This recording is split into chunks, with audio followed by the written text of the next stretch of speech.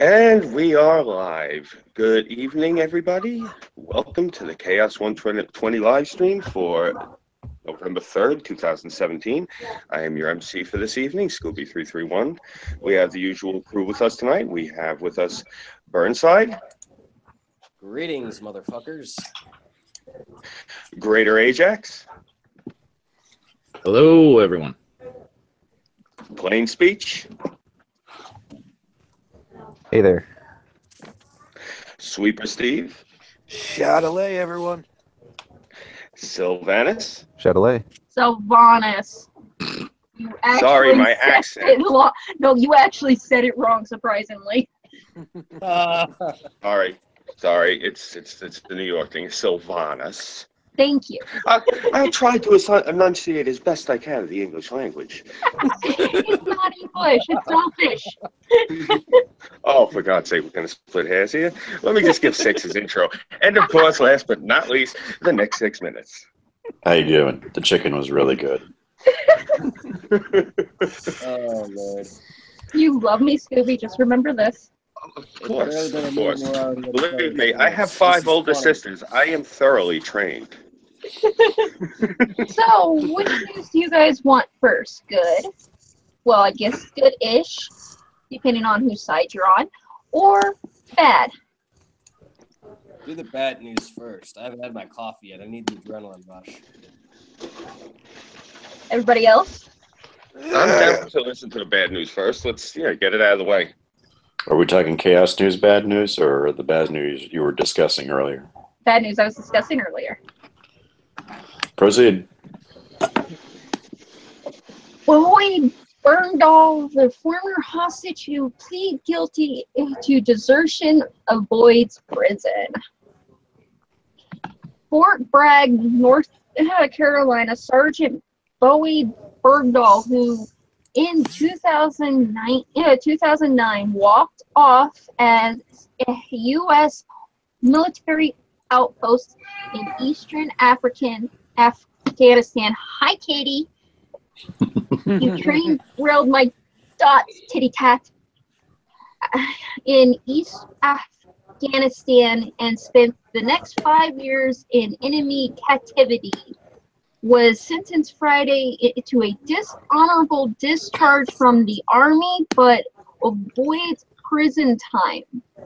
Burndall, 31, pleaded guilty in October to charges of desertion, misbehavior before the enemy, and had faced a maximum life sentence. As the judge, Army Colonel Jeffrey R. Nance, performed to read his sentence, Burndall appeared shaking, clenching his jaw as he had done during other tense moments through this proceeding, because that fucking sentence calls for firing squad. Anyways, moving on. It was unclear on how Nance arrived to his decision, SJWs. The judge promptly left the courtroom after delivering the announcement, making no additional statements. A member of Burndall's defense team wept. Burndall's case sparked furious debates over his actions and controversial prisoner exchange that led to his release in 2014, exchanging the military's bedrock principle of never leaving a soldier behind. He left many fucking soldiers behind. Many! It was overshadowed by President Trump's accusations that Burndall is a traitor, he is, who should be executed. Which he should. Burndall's defense sees, yes, Burnside? I said we should hang this son of a bitch. Hangings do good for him. Alligator pit. Actually, what he did was the crime that he committed. It's actually supposed to be firing squad. He is supposed to face the firing squad. That is what he's supposed to. Anybody in the military knows this. Yeah. Poisoning alligators is not the answer. bitch. This son of a Hashtag bitch. alligator lives matter. Indeed. They could be robot alligators. With laser beams attached to their heads. Damn straight. Nice. Boots out for alligators. Okay, so who in their bright fucking mind decided such a traitorous, terrorist-loving sack of shit was fit to run my corrupt state? of Army dead bodies? Colonel Jeffrey R. Nance. Really? Traitors to be executed. Bergdahl's defense seized on these remarks, arguing by compromise his rights to a fair hearing. Nance indicated earlier this week that Trump's statement could result in a less severe sentence. Firing squad. Hang him. Writing Friday on Twitter, Trump called the judge's decision completely disgrace to our country and to our military. It is. Damn straight. Eugene Feld, Berndahl's lead attorney, attended before Trump's tweet that the president's patterns of indecency remarks constituted grounds for an appeal court to dismiss the sentence entirely. What? Bullshit. Bullshit, bullshit, more fucking bullshit. Take that motherfucker by the neck, waterboard his ass for a little while, beat the hell Diesel. out of him with 2x4s, and then hang his ass publicly. And if he ain't dead by then, Use Diesel. shoot him. This article is pretty long, but I'll sum it up. He went from a sergeant to a private first class, dishonorably discharged, and that's about it. That's a fucking slap. Oh, on and the wrist. he's facing $1,000 a month for the next 10 months fine that he has to pay. That's bullshit. That is a slap on the fucking wrist. He should be a dead man. He should be So I guess that means you're not going to vote for him. Yeah, the Democrats are putting him on the 2018 ballot, and he is also wanting to appeal this and make all of it go away because he lost half of a decade of his life, but yet he has lost something like a whole platoon looking for him, including search dogs. He lost a half decade of his life, but he could have cost other soldiers their entire lives. He did. He cost some of them their lives looking for his ass. Unbelievable. Give a squad of alligators some rifles. Firing squad. They don't have to actually use the rifles; they can just eat them. Firing squad.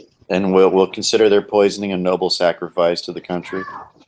Yeah, I say that if he is in a firing squad, make sure you get a nut shot first. Oh yeah. Light a candle, say a prayer, and shoot him in the nuts.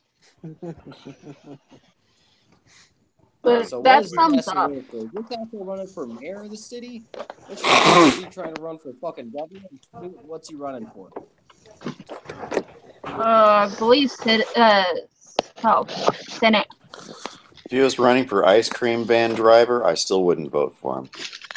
Yeah. Yeah, he'd disappear with all your ice cream and never be seen for 10 years. That means for the next couple of months. Scoop. Well, Do you that's, remember what he's supposed to be on the ballot for? From what I understand, I think it's this. I'm not really familiar with districts, but the reason I remembered is because I think it's the south side of Chicago falls into the district that he's running for. You seen that? I'm like, isn't that Burnside's district? That's why I perked my ears up. I'm sorry, I didn't even take to, I saved the article. It's just something I glanced at. So this guy's running for district. Burnside, you should really look into that because it pretty much concerns you. Yeah, I am going to look at it. And the look you got, if that motherfucker is running for any position, just fucking lighting it up, I'm gonna be his worst motherfucking nightmare. I don't feel bad. Obama's looking to move into my neighborhood. Who's hanging out with the chatty black lady? Burnside. Hey, don't look at me, I'm Plane the one is that picks people up after. waiting for a plane. Oh, okay. I was just gonna say, damn, somebody's company is really loud. Plane's waiting for a plane. So I can see what district this asshole's running for. Well, you got the Google machine. So if this dude took off with all my ice cream, I certainly would. I would advise alligators with rifles to hunt him down. Nobody steals my ice cream. For the World of Warcraft, there has been some release seen from BlizzCon. Not only are we getting a new expansion pack about November of 2018 called the Battle of Azeroth, which may result for all customers have been confirmed to assignment must board at this time to ensure on-time departure. This is the final boarding call. Hey, plane, could you tell your buddy to keep it down? No, this is relevant.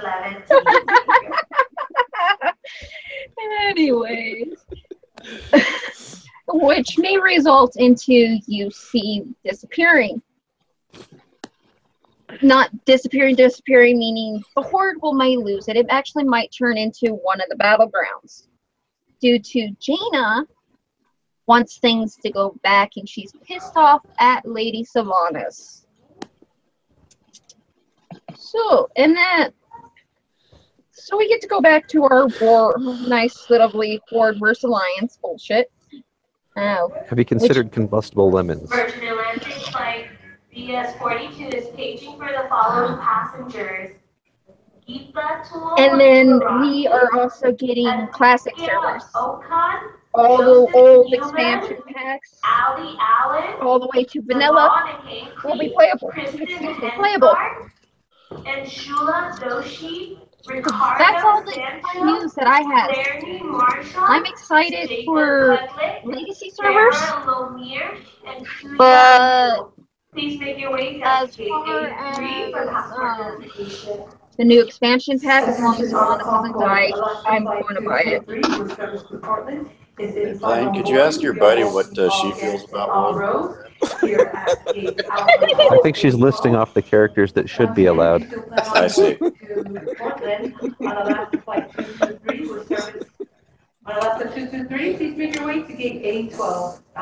Never say I didn't bring some planes to the stream.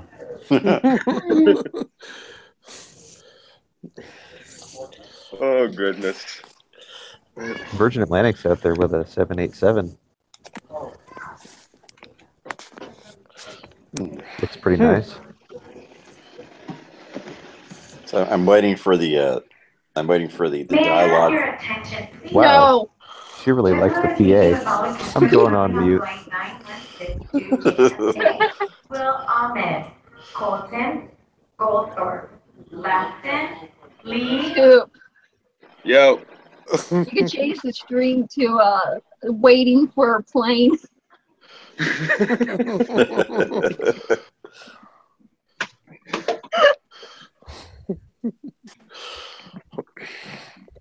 Oh, Lord. Anyway, moving right along. 6, you got the news, correct? I do.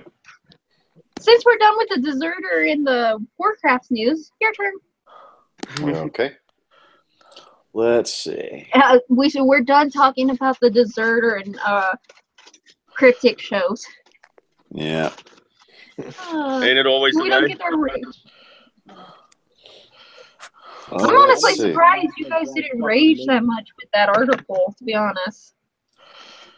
I only raged for a good chunk of time because I had to go do the detox round at work. You were the only one. I was picturing Scooby also raging with that one. I'm calm because I know, my fellow Americans. I'm just picturing I got this picture in my head of some large ginger man with a buzz cut and a sausage pack neck, just beating the shit out of this guy in a bar. So I can take solace in that scenario. Cryptic says plane versus plane.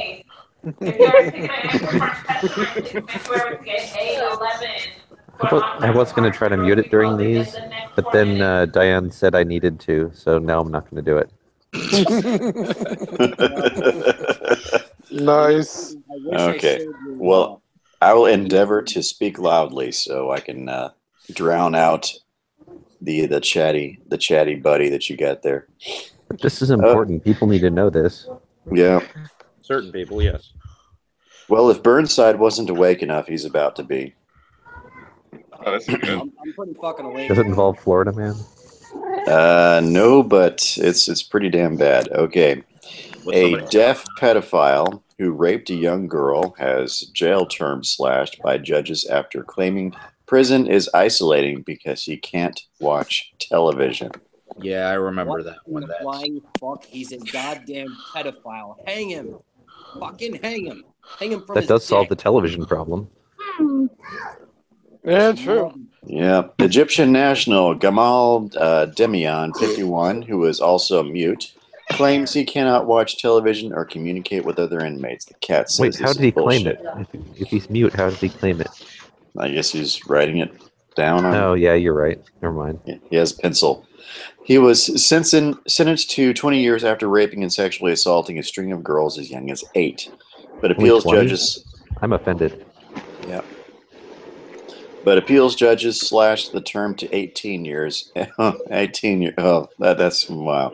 After hearing that he was struggling with life behind bars. According to The Sun, his barrister, Judith Benson, said his isolation because of his deafness within the prison is increased in comparison to an ordinary prisoner. He is unable to watch TV or partake in any other media of that sort. His life essentially consists of a period of time in workshops where he is able to have minimal communication. Save for that, he has no means of communication or passing time. So hold on, wait a minute. He's at home. He can't watch TV. Jessica Gomez, Rene Lopez, Kathy Cheney, You know what? So how does this change him? Other than incarcerated. Demian, who was branded dangerous by judges, moved to West London in 2004 and worked in a shop. He will serve an extra 3 years on extended license following his prison sentence, whatever that means. Sometimes we need a British person to translate British to English. Wait a minute. So where's this guy incarcerated? Is this guy incarcerated in Egypt or is he incarcerated in England? Yeah, I believe he's incarcerated in England. Oh, stupid fucking Protestant ass fucks over there. They will let everything and anything get raped for their great god of jihad. For fuck's sake, those retarded, stupid sons of bitches. Great god of jihad. Burnside, stop, please. Great god of jihad. You want to know what you just said there? The great god of God. What? Awesome. We call that a redundancy. Yes. Indeed. That's like saying, I have a Shiba Inu dog. I have a Shiba dog. Dumb motherfuckers You over there. broke my brain. Fucking terror. Hi, Pops. Motherfucker will let you go. The little Irishman who goes around with some fucking spray paint and fuck you all over. Go and stab you, shoot you in the dick, and then bring you away to a right kitchen for the rest of the life. It's basically migrants and these poor little Allahu rape bar motherfuckers who go run around and kill the entire populace. Burnside, I can't hear you anymore. Scoop, can you turn him Ace up? Mama just went live. Yeah, I'm just going to turn them up right now. There we go. Burnside's at full volume. Lovely. So Well, our field reporters have been letting us down, both Colleen Bernier and Jack Cochran. So I'm refreshing the Chaos News, and there's nothing we haven't already spoken about. That was the only story in like the last maybe 5 days that we haven't spoken about already. Well, I have a story for you for tomorrow. I will jump on over to Ye Old Report of Did we Drudge. talk about the? Wait, that's November 1st. Why is that show? Why? Wow. So I'm not showing anything from today. Once again, this is the final boarding call Never for mind. Delaware Flight 916 with service to JFK, New York. Last name customer Goldthorpe. Edward Goldthorpe. Last name customer Lawson. Erica Lawson.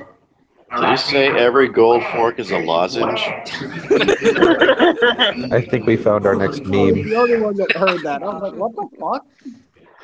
Jordan, if you're there, every golden fork is a lozenge.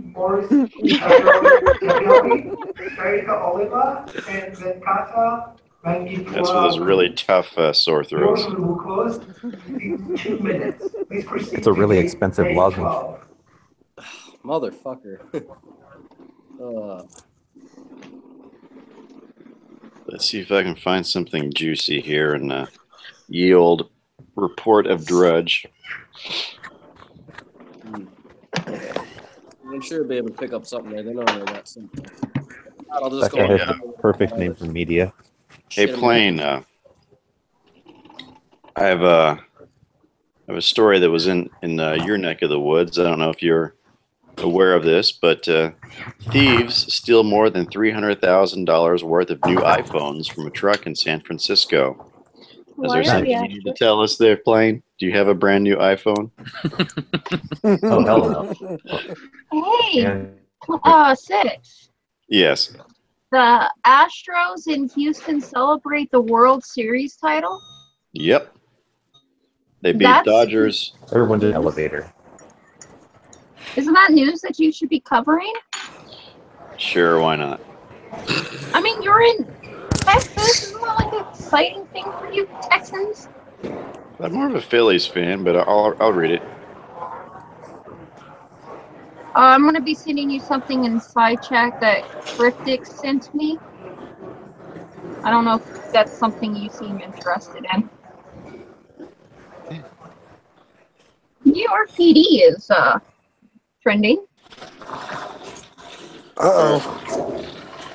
NPD, New York PD says it is building rape case against Harvey Weinstein.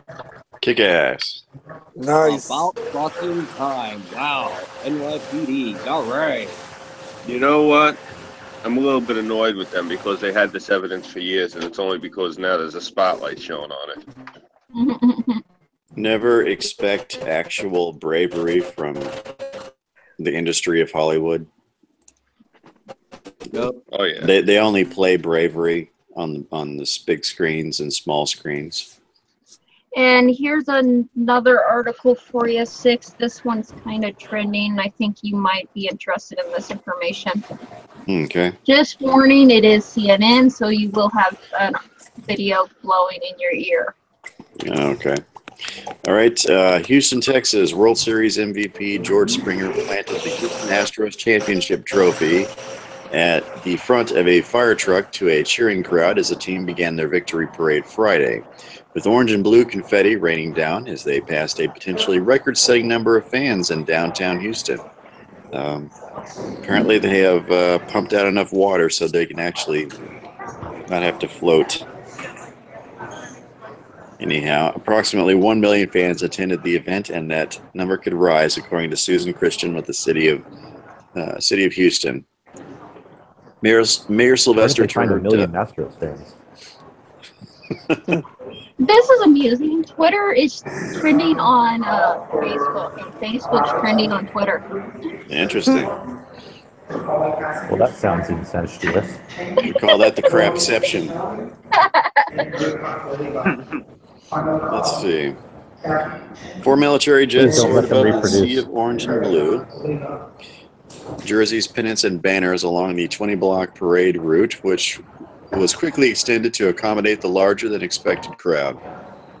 Fans stood more than 10 rows deep with chants of "Let's Go Astros" echoing off skyscrapers, while some climbed bird's eye views from the upper floors of parking structures, draping banners down the walls. This is amazing. This is awesome, General Manager Jeff Lundhouse said from the top a float that carried a giant baseball. Everybody is smiling. We've been excited all day. Well, I have to say this is pretty cool for the city of Houston, given what they've been through this year. And I remember back in 2001, the New York Yankees were in the World Series, I believe, against Arizona, and they missed out on an opportunity to win a World Series just after 9/11. If I'm not mistaken, I believe the New York Giants won the Super Bowl in 2002. Just a few months after that. Am I remembering that right, Scoob? Oh, good Lord. Probably the Giants go to the bowl all the time. It's a little hazy for me around that time.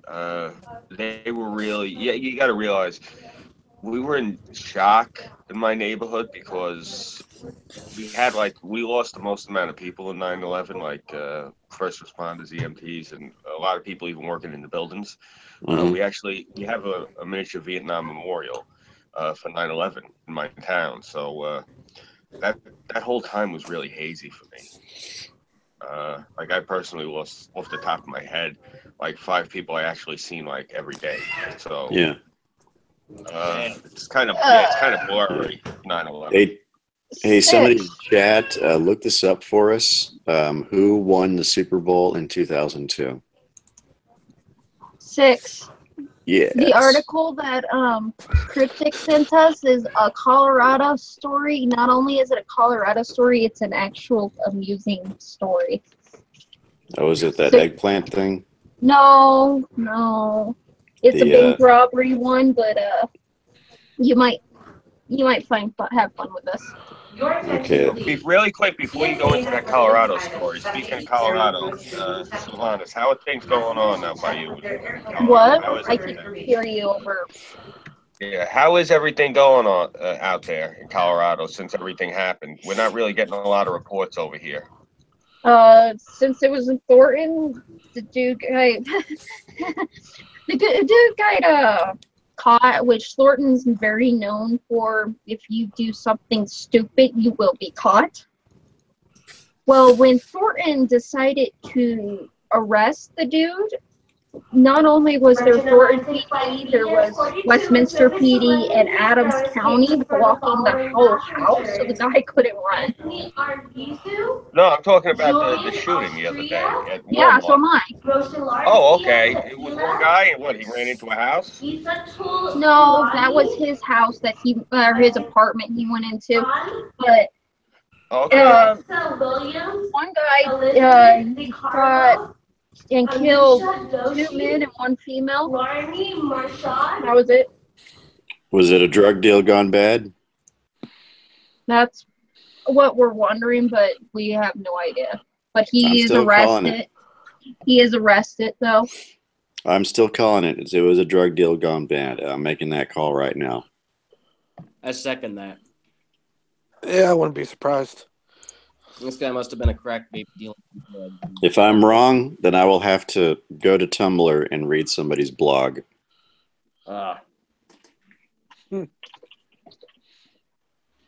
Okay. What happened to plane? I guess he's boarding, I guess. That's my assumption. Okay. David Flores, my bank robbery bust wasn't as dumb as it seemed. David Flores didn't mind if stories linger online about his 2010 arrest for bank robbery.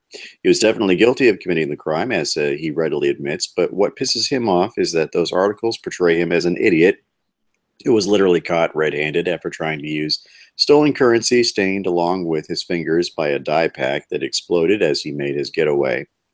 He insists that the truth is a lot more complicated and a lot less dumb. It makes me look stupid, like I'm over there trying to pass a $50 bill with dye on it, and I got red dye in my hands the night of the bank robbery, Flores said. But that's not what happened. According to the Douglas County Sheriff's Office, which is shared in our original post, goes something like this. At around 4 p.m. on November 9th, 2010, deputies responded to a report of a robbery in Colorado State Bank and Trust, located at 9561 South University Boulevard on Highlands Ranch. Witnesses said a man with a long beard or goatee wearing a dark sweatshirt and pants held up the joint and walked away with an undisclosed amount of money, and unbeknownst to him, an accompanying dye pack. Then at 12:17 a.m. the next morning, November 10th, a DCSO crew was called to the Walmart at 6675 Business Center Drive in the ranch after an employee noticed a customer with red dye on his hands trying to make a purchase using a similarly splattered bill. Law enforcers subsequently caught up with the man, later identified as Flores, and after detectives quizzed him at his Highlands Ranch home, they were able to determine that they believed this was the same suspect that had robbed the bank the previous day. A Dougco Sheriff's Office release stated. As a result, Flores has booked on suspicion of aggravated robbery and theft. Not true, Flores insisted today. Or at least the funny parts aren't. I'm not a criminal, he maintains. It was just a bad choice. Pause for a second. For those of you not in Colorado, Dougco and Jeffco is short for Douglas County and Jefferson County. Okay. Okay. It's not a name of a company. No. Let's see. I'm not a criminal, he maintains. It was just a bad choice. That is his quote. That is his quote. One made after he lost his job following a motorcycle wreck and later became a manakee. Yes, manakee in his words, because of an adverse reaction to medication prescribed for his bipolar disorder. He also describes himself as an alcoholic and a drug addict, although he says he's been clean for years. According to Flores, he planned the robbery for a couple of weeks and chose to put the scheme into motion on the afternoon of the 9th because a storm was raging. It was kind of a whiteout, he recalls, and I knew the cameras couldn't catch me. Nonetheless, he took additional precautions, donning a wig, a goatee, a pair of glasses, and a baseball cap. I was also wearing a black sweat outfit, and underneath I had on regular clothes.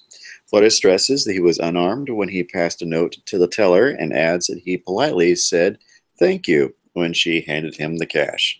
I'm not a violent person, he noticed.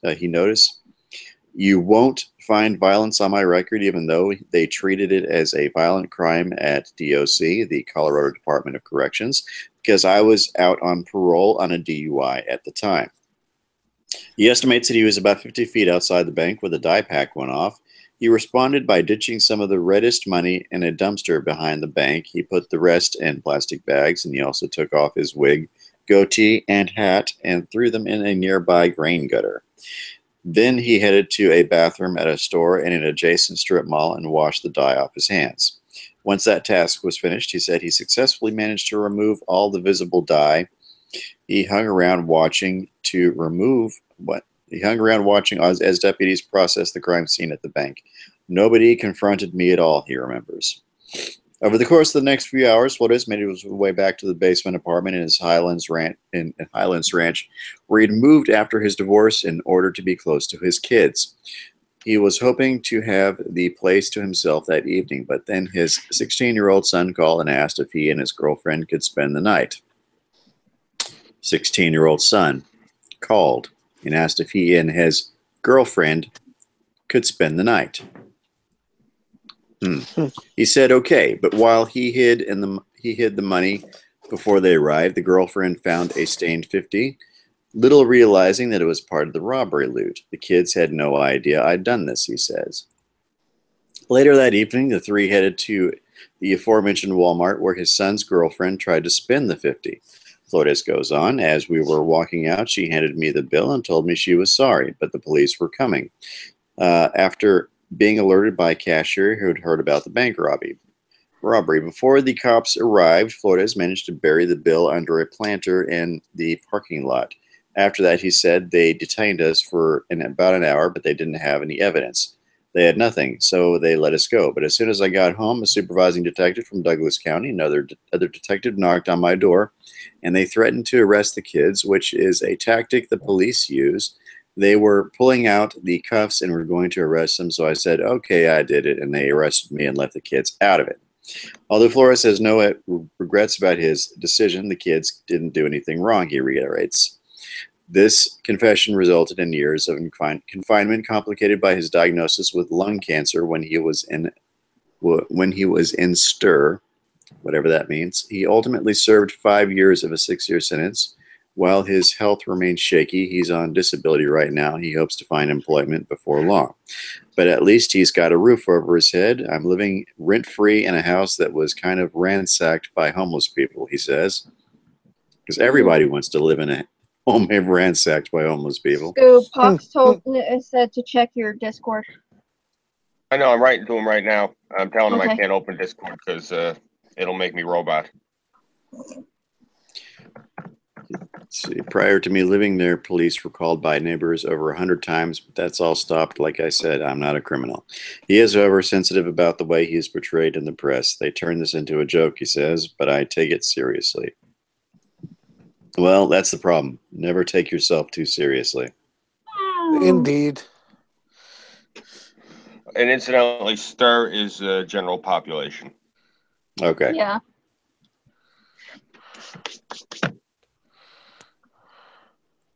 So basically, this guy got fucked because his son's girlfriend decided she was going to try to pass a bad 50. That's great. That's why you never. That's the way you never invite your girlfriend over to your dad's house to spend the night when you're 16. That's called. There's some karma going on there. Yeah. You have plenty of time to grow up. It looks like between me and Ajax, you have enough articles. Yes. I'm going to need a golden fork lozenge. Nice. Let's see. Or is it? What was it? Golden fork or golden spoon? I can't remember which. I believe it was. Okay. Yeah, it was fork. All right, CNN. You're going to blare in my ears today? Yes. Well, Question. I will try to avoid breaking character if such should happen. Okay, Las Vegas mass shooter C. Paddock, a high-stakes gambler who once boasted of wagering as much as $1 million in a single night, had lost a significant amount of wealth in the 2 years prior to the last month's massacre. Sheriff said in a recent interview. Sheriff Joe Lombardo described Paddock as a narcissist and status-driven, and said his financial decline may have a determining effect on why he decided to do what he did. Lombardo's statements, made during a wide-ranging interview with CNN affiliate KLAS, are the closest a law enforcement official has come to articulating a possible motive. October 1st attack, which at least 58 people were killed and more than 500 were wounded. But Lombardo said later in the interview he did not know whether money troubles led to the shooting. He reiterated that the motive remains elusive. What is the reason why, he asked rhetorically at one point. We haven't gotten that answer yet.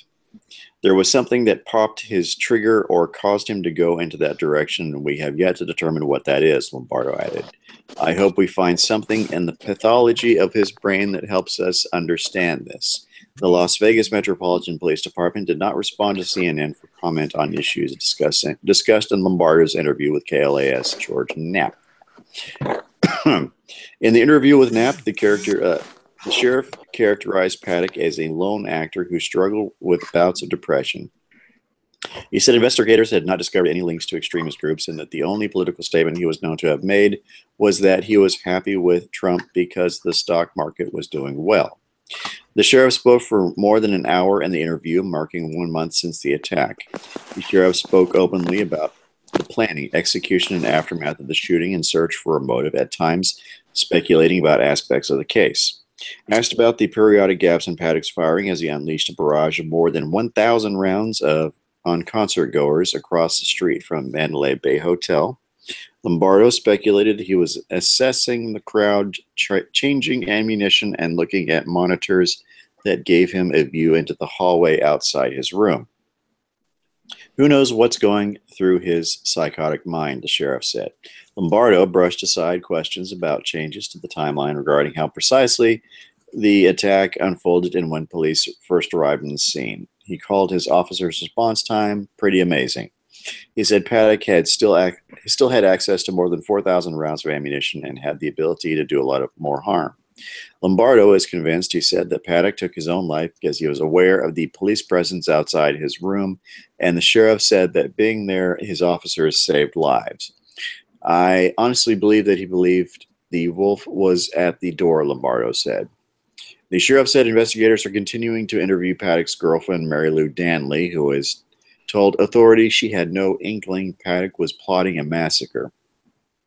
Knapp asked Lombardo if he believed her account. In general, from what I'm being told from investigators, that assessment is accurate, he said. But personally, it's hard for me to believe. The sheriff added, noting Paddock had acquired dozens of weapons. You think that Miss Danley would have some information associated to that, he said. But currently, we haven't been able to pull that out of her, if it's in her. Efforts to reach Danley's attorney were not immediately successful. The top FBI agent in Las Vegas also spoke with a local reporter about around the time of the 1 month mark, but offered it's considerably less detail than Lombardo. I feel like we are going in the correct direction to understand why this happened, Aaron Rouse, the special agent in charge of the FBI's Las Vegas field office, told the Las Vegas Sun. Rouse asked for the public's patience as agents work toward that conclusion. It won't be as fast as people would want it to be, he told the paper. The FBI declined to make Rouse available for an interview with CNN. Well, holy shit, they didn't blow a video in my ears. Oh, wow. Really? They didn't Really blow the not, video load but- in my ears. They'll get you next time. Don't worry. Yeah. I don't know that article. It's not that I don't believe that sheriff. I don't think he has the right idea. I don't think that this man was a psychopath. Has anyone mentioned anything about this guy's health? Was his health failing at all that he did this in Vegas? Nope. I got a couple conspiracy theories about all this crazy shit that happened with Paddocks. I mean, you got the one that's an absolute pedophile, and for some reason they've refused to interrogate him and get answers out of him. You've got another one that's got a whole bunch of odd conspicuous things around him, as well as gambling debts and a mail order bride or whatever the hell she is, and gets 40 fucking guns into a place. And just there's a whole bunch of other crazy shit that happens right around that same event that I don't know, man. It's really fucked up. And there's definitely something more to this, and we got to find out. The brother shoots up a crowd to get to spare his brother some jail time. Could be, maybe he had some type of deal like that. You go do this for, Allahu ISIS bar, and we'll go Allahu spare your brother bar. Could have been something like that. Who knows? And then, oops, backfired. Well, the disturbing thing also about all this is the fact of the matter is, let's lay it out to what this is. The group of people that he opened fire on are the same people that a few months ago at the Oscars they was encouraging to punch people in the face. I don't remember which TV show it was. It was that big fucking hoob, the guy with the beard. They wheeled out poor Winona Ryder. She looked like she was coming down off whatever the fuck they pump her up with. She was looking all over, like deer in the headlights. And yeah, I remember that. Who is she standing next to? The big fucking Mama Luke that was sitting there saying he was gonna, you got to go out and punch these people in the face. The one that's Sargon was actually making fun of him for having the balls to think he was going to save the world with his acting. Point is, these half-wits, when they normalize this shit, let's go out on a lim and say this Pat, whatever the fuck his name was. Let's say he was dying of something, right? Let's say no one knows about this shit. They haven't found out his medical records. They haven't delved far enough. It hasn't been released. Let's just say this guy was dying of something. You got every Tom, Dick, and Harry. Every time you turn on the radio, every time you turn on the TV, what horrible people there are on the right, how horrible Republicans are, how horrible conservatives are, these evangelicals. All they're doing all day is painting people on the right as bad. So is it really that much of a stretch to think that this guy at this point wasn't thinking he was doing a bad thing? Like, if he was dying and this is his last act, he might have been thinking in his mind that he might have been stopping the second coming of the Nazi Party. Speaking of the Vegas guy, did you guys hear that JC was calling saying that Trump didn't wish the Vegas shooter the death penalty? Yeah, I heard about that. I was so retarded. Gee, I wonder why Trump didn't say he needed the death penalty. The fucker's already dead. Yeah. That's some Ghostbuster shit, isn't it? Yeah. How you gonna kill what's already dead? But, I think you are onto something there. Awesome, because this is gonna sound asinine, but then again, this is the news sources that I've normally had. I've heard InfoWars and Paul Joseph And there's a Robot. couple of strange things. Hi, Pox! So, Hey, Fox. Hey, are we still Burns- talking about Paddock and that Mary Lou Danley chick? Yeah, Something like that. you literally picked right up on where I was going Burnside, with. you're roboting. Hold on. I am. When did your name turn to Burnside? is Oh, I roboting. don't know. There was a bunch of people talking at once. Anyway, yeah, that Mary Lou Danley chick, she knows something. There was a video that popped up, not like the couple days after the shooting, where it was some chick that looked just like her in an airport in whatever fucking area she was supposed to have been in, and she's sleeping. She's freaking out in her sleep, and she keeps saying 4 days in America, pal. And this was allegedly recorded like a week or so before the shooting. I don't know if it's her, but it's definitely weird. Yeah, I seen that video. She's sitting in an airport wearing, it looks like she's got like a sleeping bag or something wrapped around her. Yeah. Yeah. There's way more going on with the Vegas thing than I think we're being told. Yeah, especially with that lady that was running around telling everybody that they're going to die soon. Yeah, I've heard a decent debunk of that one though, because it's Vegas. It could have just been some drunk bitch just spouting off, but we'll never know. We'll never know. I'm just glad my friend didn't end up going, and his stupid, shitty ass job made him go somewhere else. I find Thank it God really for small strange. favors, right? Yeah. Indeed. Who were witnesses to this shit are now dead. I'm really starting to wonder if InfoWars was really onto something with this Paddock shit. Because it's really fucking strange. It's InfoWars. Do we really want to trust half the shit they say? They might be onto something, but there's still a chance that you could need to take it with a huge grain of salt. Now, of course, you take it with a grain of salt. I didn't say a grain of salt. I said a huge grain. There's a difference. The kind of grain that you use like a wood rasp to flavor a giant pot of popcorn. Basically. The thing with Jones is you have to understand that he's the World Wrestling Federation version of news. Yes. But that doesn't necessarily make his information invalid. You just have to dig through the showmanship to find the nuggets. Basically, how it works. Yeah. It's gotten a lot more you gotta extreme take in it recent easy. years. I remember in the late '90s and early 2000s, he was a lot more on point than he is right now. He was more focused on the journalism side and not the entertainment side. I know exactly what you're saying. Yeah, I've been watching this dude since his VHS days, and he is certainly. Let me ask you something. Do you remember an old show he was on? He was a guest. It was like a comedy talk show, kind of like The Daily Show. It might have even been that, but it was like Kevin Nealon or somebody like that was hosting, and they had him on there, and they just kind of tried to laugh at him every time he brought up fluoride and the Clintons. Yeah, and he just sat there, just stone faced as hell, looking angry as shit. They were laughing at him. I know what you mean. What the hell was that? I was a kid. It was back in the 90s, man. But that was the first time I ever saw Alex Jones, dude. Yeah, that's when nobody had ever heard him. I know exactly what you're talking about, but that was so damn long ago. I can't remember what that was all about. I know he talked about it on his radio show the next day. Well, it was on a weekend, so he talked about it on Monday. I So think you and I were in college at the time that happened, Six. I think it was about probably like 90, 97, 98, around then. I think it was 98 when that went down. Okay.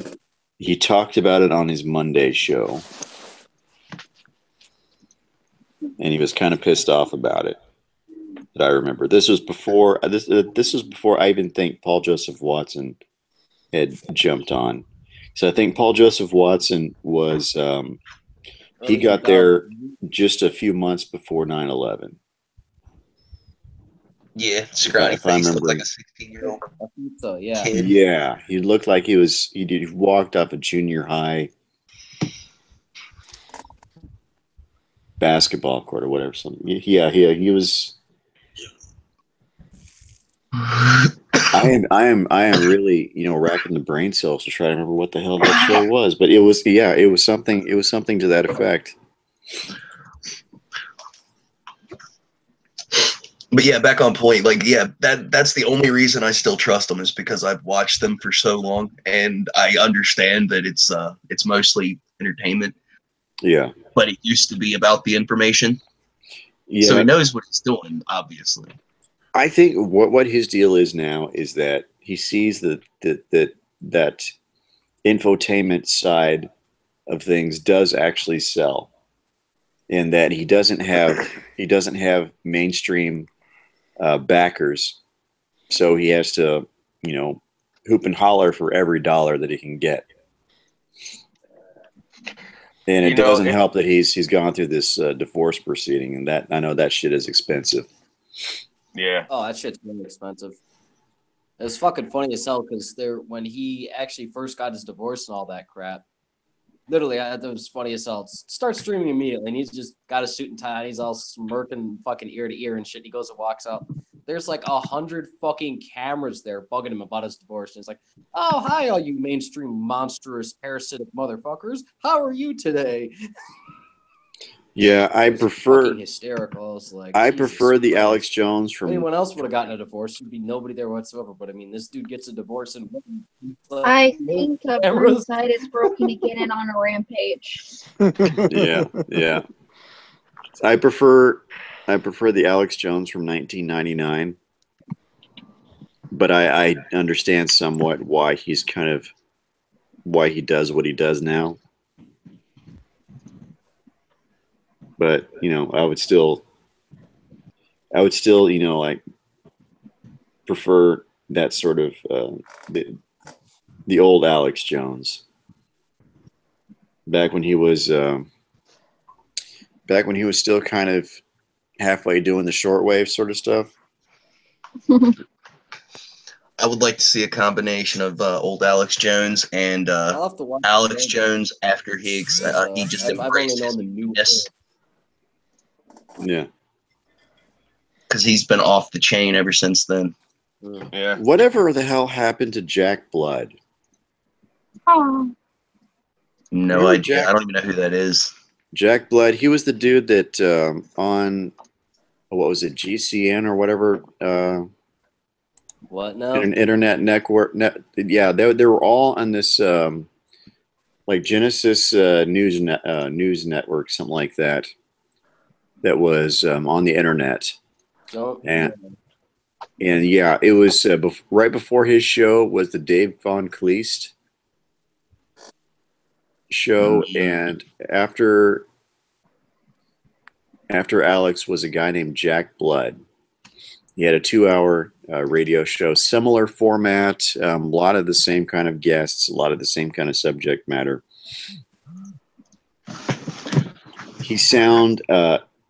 The nearest comparison I can make is that he sounded a lot like Ranting Monkey. His voice. Oh shit! Did we just dox Ranting Monkey? No, it's Shit. no. Ranting Monkey is far too young to be this guy. Yeah, that's what he wants you to think. So it goes back on. God damn it, you motherfuckers! Doxed me, you sons of bitches. No, He's Jack the person Blood that's was. already trying to talk him, so seriously, he does. Yeah, Jack Blood was Good the chunk of us age here that are Ranting try- Monkey are is having now some back in fun monologues and 2000. doc- Did you guys So ever catch a dude named Peter Santilli? I think was Yes, his name. Peter Santilli. I remember that guy. Did he at his self explosion ever fucking finish? I Whatever don't know. happened to I that guy? really did not follow him as much as other guys. I mean, I followed Jeff Rentz more than I followed him. When I first caught him, he worked for InfoWars for a little bit, and then he left and he started doing his own thing. And then he managed to piss off a ton of guys like us, amateur internet news radio kind of guys, Mm-hmm. pissed off an entire community of them, dude. So then it turned into a meme war against this guy, and then his show turned into absolute insanity of him trying to rant like Alex Jones does, but like swearing and not really making points and arguments. It was more just like berating people and shit, Because everybody used to make fun of him just like they did Man Cow. Man, Yeah. dude, that's some crazy shit. I'm surprised that motherfucker's still on the radio. I thought he was gonna be out of a job because not being liberal, be nice, man. Fuck you. I'm gonna go bury myself and I'm gonna come out of the grave and flip you all off. Fuck you Man all. Cow's still on the air? Yeah. He's back in Chicago.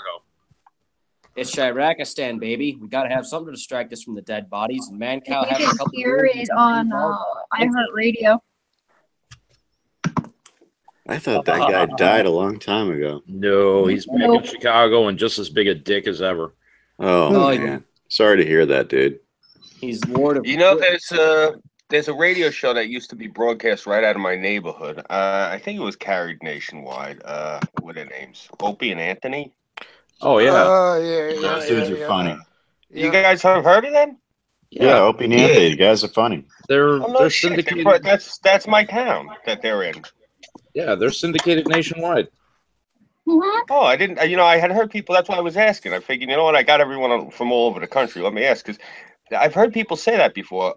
Yeah, okay. I'm in Lindenhurst, right where when you get to the end of my part of the neighborhood, about half is WBAB radio station where those guys broadcast. I see them all the time.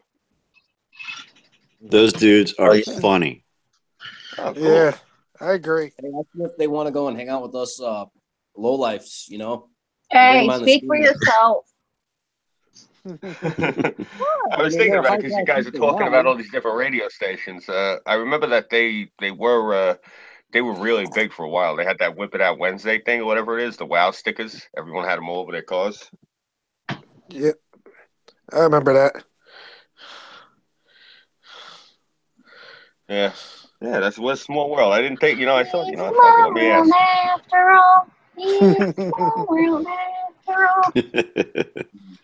Yeah, that's actually the radio station I worked for was their AM affiliate, 1440 AM. WNY, what was it? Yeah, cool. WHPC. Hell yeah, man! I never asked you, Scoop. What did you do for the radio? Were you just like a music DJ, or did you have like a talk show? What did you do? We did basically. It was the AM format. It was just basically what we had up here was at the time they had 92.3 FM K Rock, and they had we had Z100.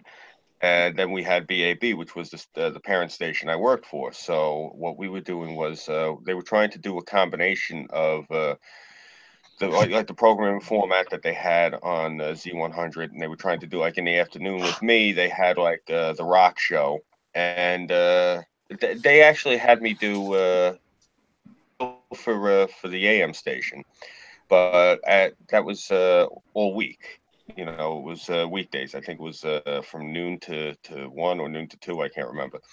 But the other thing was I was doing Friday mornings, early morning, because of my voice. they had me doing, believe it or not, they had me doing jazz radio for an FM station over in Garden City near Uniondale, Hempstead, over by the Nassau Coliseum.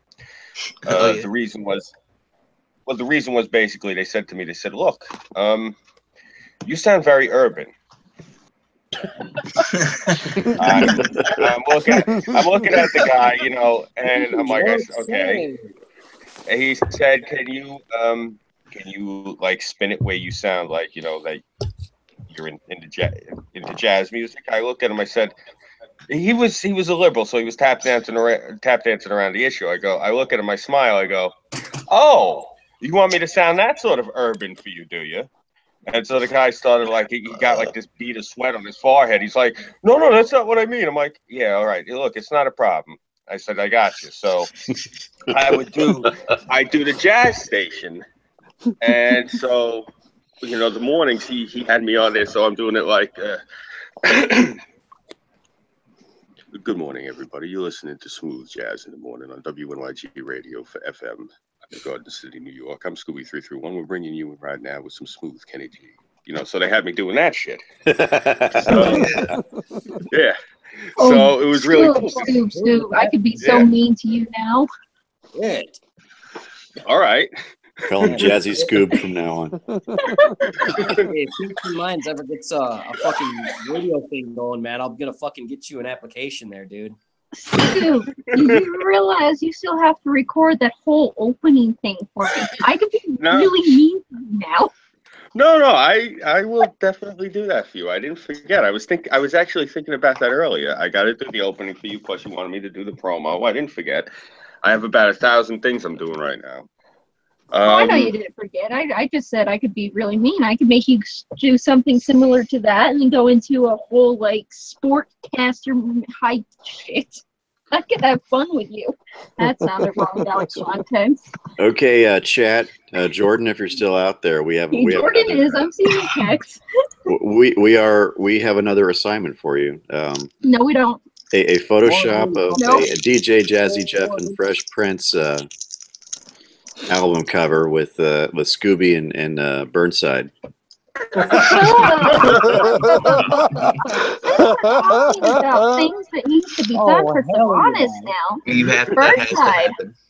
That has to happen. Burnside. What? Where is my collab?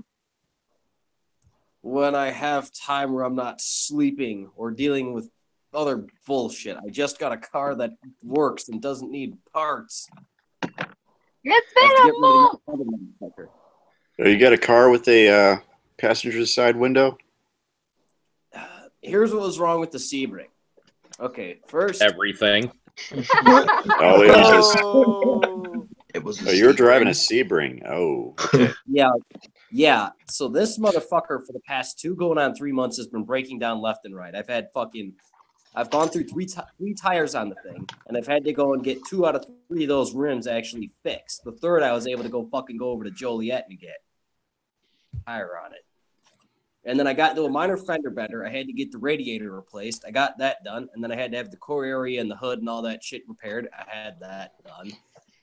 And I've got an oil change that was completely overdue. I never got to that. My dumb ass mother somehow rolled the fucking driver's side window all the way down, and I take it to my Polish uncle who beat that up to roll back up.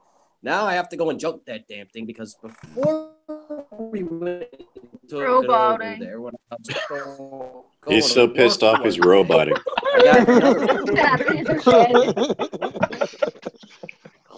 Yeah, that your tire situation sounds like an alignment issue. It does. And you're roboting. It's an antique piece of shit. That's what the fucking problem is. And now I've got something that's somewhat newer and is not a piece of shit. So no, unfortunately, his tire issue is a Chicago pothole issue. Oh, okay. Yeah, I can understand that. Yeah, we have potholes that swallow entire cars. Yeah, we have them here too. So hey, Jack, in your opinion, who has worse potholes, Brooklyn or Chicago? When I was in Brooklyn was worse. Right now, Chicago is worse than I remember Brooklyn. Corpus Christi was pretty bad. only because of all the salt air that tended to corrode everything and cause these potholes. Pretty But sure Colorado's problem is the fact it hits 100 degrees in the summer and it hits like -20 in the winter. And you got all that weird permafrost thing going on there as well. Yeah. Yeah, so you get all that moisture inside the cracks and it freezes and opens shit up. And our stupid CDOT doesn't know how to take care of the roads, so those potholes will be there next year, growing bigger. On the south end of San Antonio, I think it was actually outside of city limits, a sheriff's deputy was actually killed because she drove into a sinkhole that had opened up in the middle of the street. That happens here too, man. Yeah. Yeah, that happens here too. We actually have somewhere in Queens. This is part of the reason I have a problem with these fucking Democrats. One of the I got a whole laundry list. Tiny part. Yeah, this is just one symptom of the major problem. I guess it was the borough president at the time. This is what they waste taxpayers' money on. The streets in Queens, they had part of the borough declared that the streets were a landmark. So now they have these streets that are about maybe 200-300 years old. They're made out of cobblestone, and they still have trolley tracks running through them. They can't remove these streets. Damn. Yeah. So, yeah, basically, streets that are designed for like horse and carriage. It destroys your car if you drive down them. I hate going through that part. I hate going through that part of Queens because every time I got to go visit my sister-in-law, because she lives right on the border of Astoria and Long Island City, I'll cut through that part for a shortcut, and I got to take the car into the shop the next day. And it's a lease, and it's just it shakes the shit out of the car going through that. Yeah, that'll fuck up the suspension. Yeah. I'm not 10 miles out. Yeah. Do any of you guys have potholes that are large enough to use as a foxhole or a trench? Yeah, we have some of those here. Damn. So it's not just Chicago. Yeah, one of them anywhere actually. that there's Democrats. One of the nice, lovely Manny potholes decided it wanted to fight my car and destroy my rim. I think all of you need to move here to San Antonio, to the north side, because fuck Texas. You will not catch me dead in Texas or California. Well, okay, you'll catch me in California only for VidCon and BlizzCon, but outside of those seasons, I'll never be in California. I don't know. I might go to Texas because I like the fact that I'd be able to walk around with an assault rifle. You can do that in Wyoming. And you can do that with a sword now. And I could do that with a sword, even better. So I could you totally do that in Wyoming. I'd probably like Texas. I got a thing for Mexican women, so I'd probably like it there. That's the other thing, yeah. Some Hispanic women up where I live are fat as flying fuck, and they don't speak a lick of fucking English. Down in Texas, I've actually seen women that are Mexican. Scum. Stop fetishizing. Stop fetishizing half my people. You're culturally appropriating half my people. Hey, Six, here's an article for you. I say that in the most evil voice possible. Is that one that you just posted? Yes. Oh boy. Oh. It's all right. Yeah, Mexican women aren't too bad looking for the most part. They tend to be a little on the short side, though. Yeah, they're like Sicilian women, except their noses aren't as big and they're less likely to kill you in your sleep. I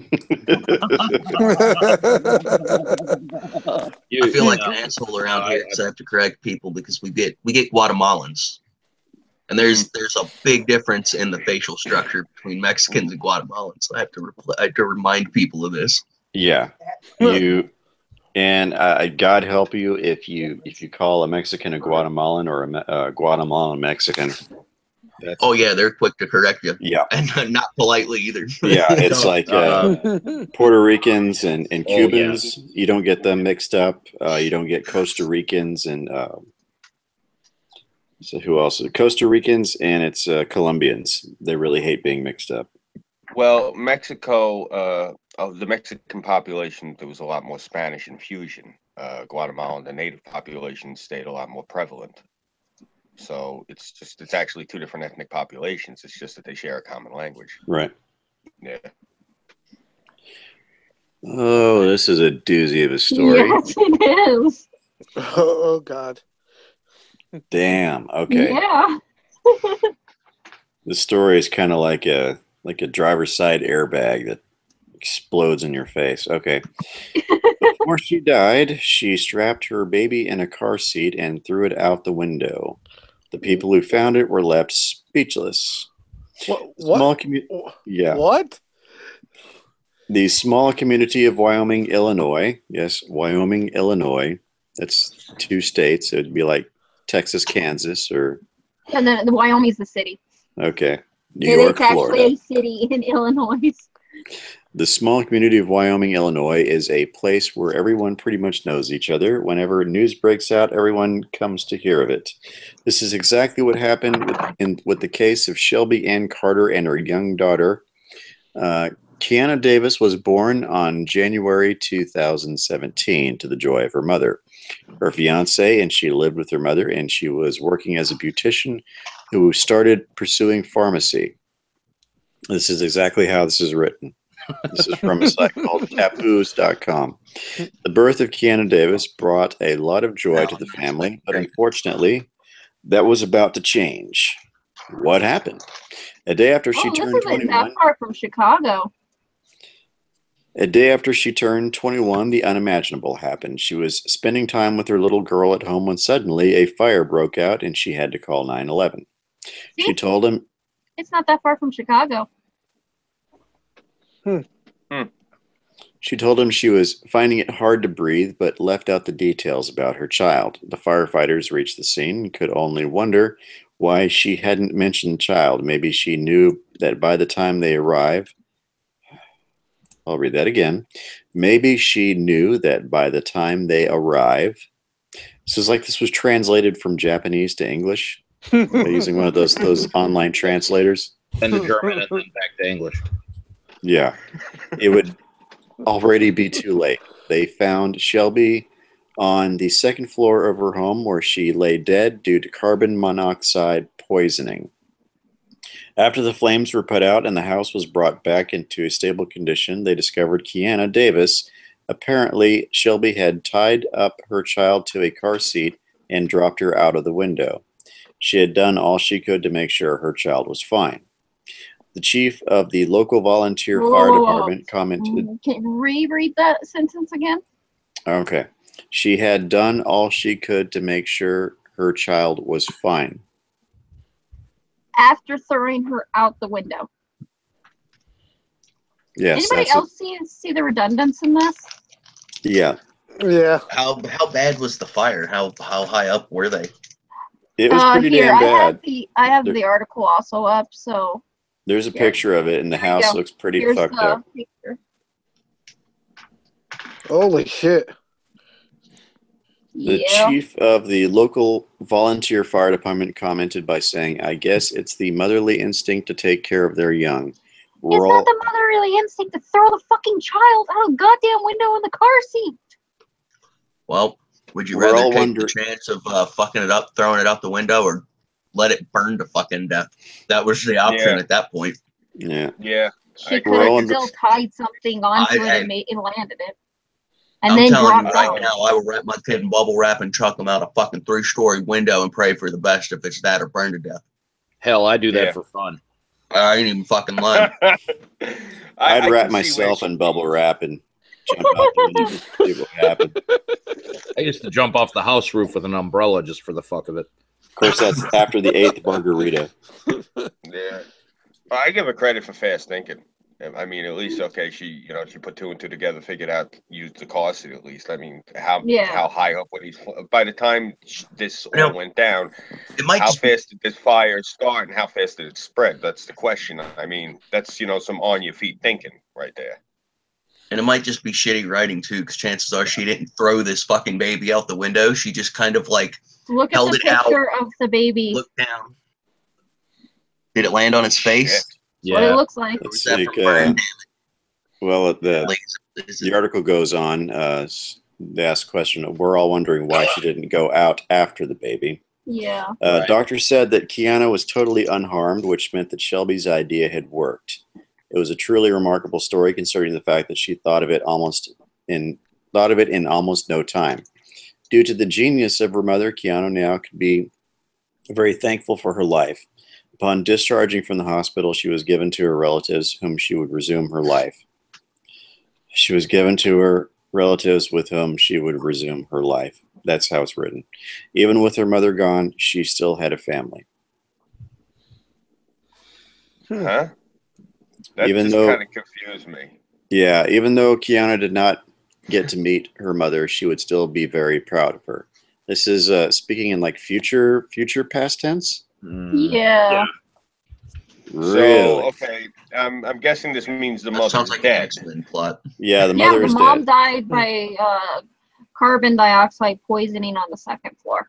Okay, because, after checking her after she threw her out the window, that's the part that kind of made me a little bit confused.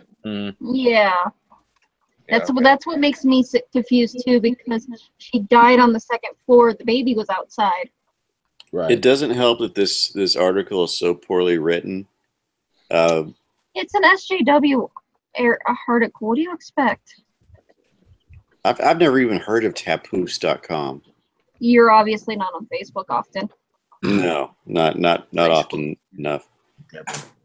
Yeah, that's where that came from. I was on Facebook and it came across my news feed. But for a second there, I thought it was like Zappos.com, and they sell shoes. Okay.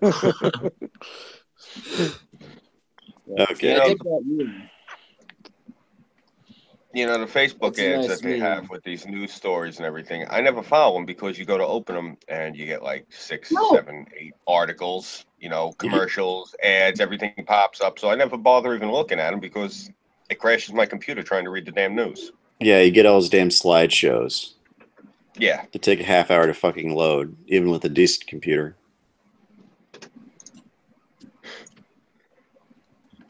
And I know they geared a lot of this to like cell phones. What is that? Yeah. That is actually an item it? my friend made. It's a coaster. Is it a shuriken? No, it's a coaster. Oh, I thought you were gonna do some ninja shit there for a second. No, that's an actual video from my friend. I was just putting it in that window on my desktop so I could deal with something else. Oh, sharpen the edges. It'd be a decent throwing star. Well, That's what I was you just can gonna buy say. it Maybe from him. they should. I make my own. Thank you. No, I just moved the thing into that window just to get it out of my way and keep it up because I need that. I'm gonna put something in the side chat for you there, Sylvanas. Sylvanas, sorry. Damn it. Scooby. I'm sorry. It's my fault. I think the only one here has not pronounced my name wrong is Ajax Sweeper. I'm just going to call you Scribble Tits. And Yes, that's it. I I'm not mispronounce everybody's name wrong. It's part of the problem with the accent. I'm sorry. It's not even No. personal. It wasn't the accent. It's the fact it's Elvish. And you're around too many people that spells. I read a pronounce it wrong. lot of fantasy books when I was a kid. Yes, I'm To here. the point where I could borderline speak Elvish and Orcish if I wanted to. That's fucking cool. Nice. So I have somebody I can speak Elvish with. No, it was been years and years and years since I've been into that shit. Damn. At least that hardcore, anyway. Damn. I'm gonna screen share something. Okay. Let's see. Well, I'm trying to screen share something. Doesn't seem to let me. And also, Knife Ears Must Die. I forgot that part. They just need to go somewhere and eat some dandelions and fuck off. Hell bastards. With their fucking ways. I'm not a big fan of elves. I forgot about that. I still can't believe They piss me off. Fantasy elves piss me off because if you actually get into the folklore and shit, most elves all over the world are these hideous little goblins that fucking sneak into your house and steal your shit or eat your babies. Everywhere you fucking look, dude. Yeah. Except because of Tolkien, now they're fucking silvery-haired, pointy-eared little faggots that prance around with bows. Fuck that. Okay, can you see my? Can you see my screen? No. Yeah, I can see it. I lie. Okay, what do you see? Well, are you ready to get pumped? Yeah. Okay, this is realultimatepower.net. I don't know if anybody remembers this, but I'm going to click yes. All right.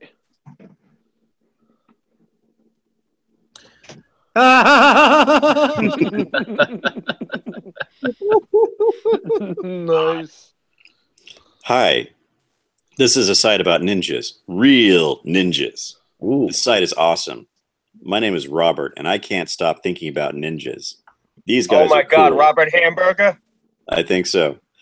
And by cool, I mean totally sweet. Facts. Ninjas are mammals. 2, ninjas fight all the time. 3, the purpose of the ninja is to flip out and kill people. Weapons and gear. Ninja sword. Ninja stars. Ninja outfit. Testimonial. Ninjas can kill anyone they want. Ninjas cut off heads all the time and don't even think twice about it. These guys are so crazy and awesome that they flip out all the time. I heard that there was this ninja who was eating at a diner, and when some dude dropped a spoon, the ninja killed the whole town. My friend Mark said that he saw a ninja totally uppercut some kid just because the kid opened a window. And that's what I call real ultimate power. If you don't believe that ninjas have real ultimate power, you better get a life right now, or they will chop your head off. It's an easy choice, if you ask me. Ninjas are so sweet that I want to crap my pants. I can't believe it sometimes, but I feel it inside my heart. These guys are totally awesome, and that's a fact. Ninjas are fast, smooth, cool, strong, powerful, and sweet.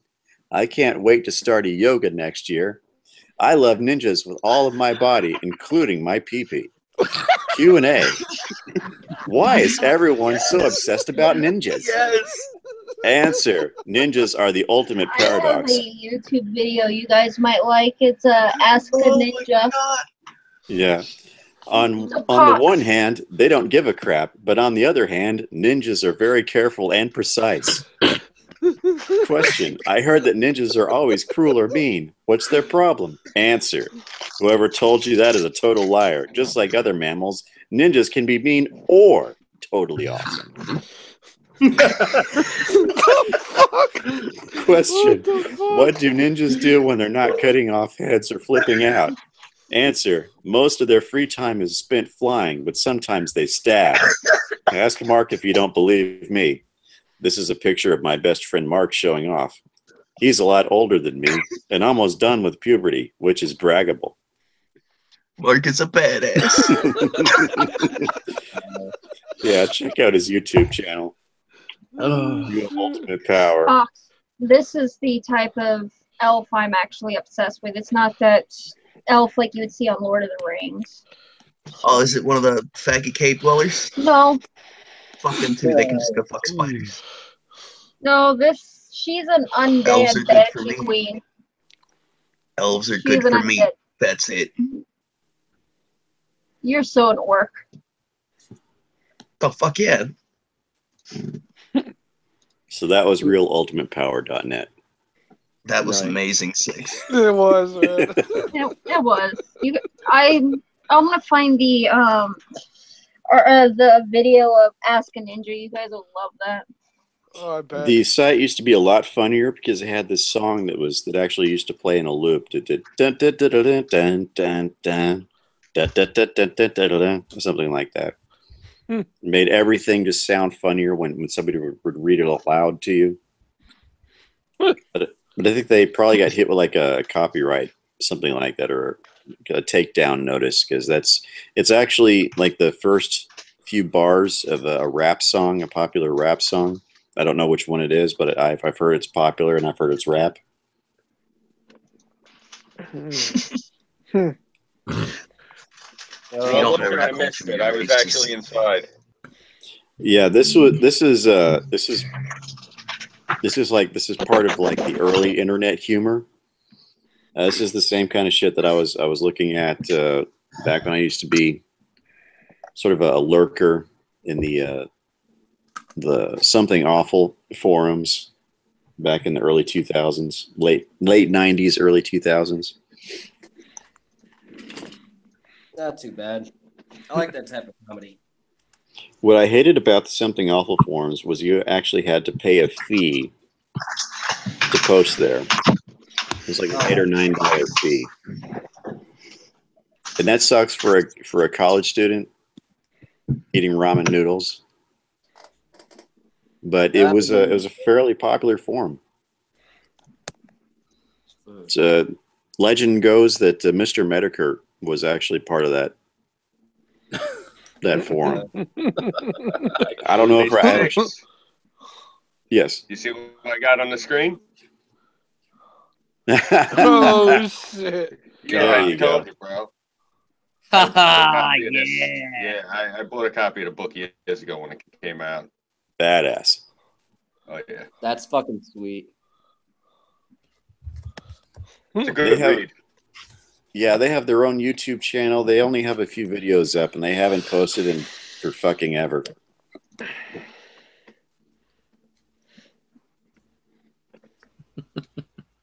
So if anybody's wondering, kind of where the origins of a gentleman like Mr. Medicare is, Something Awful was one of the sites.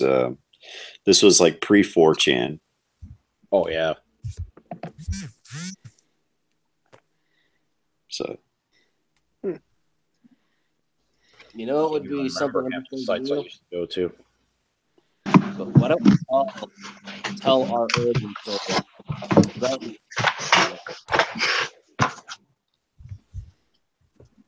Who here grew up having to suffer with dial-up to get on the I internet? remember dial-up. I did that. I remember dial-up.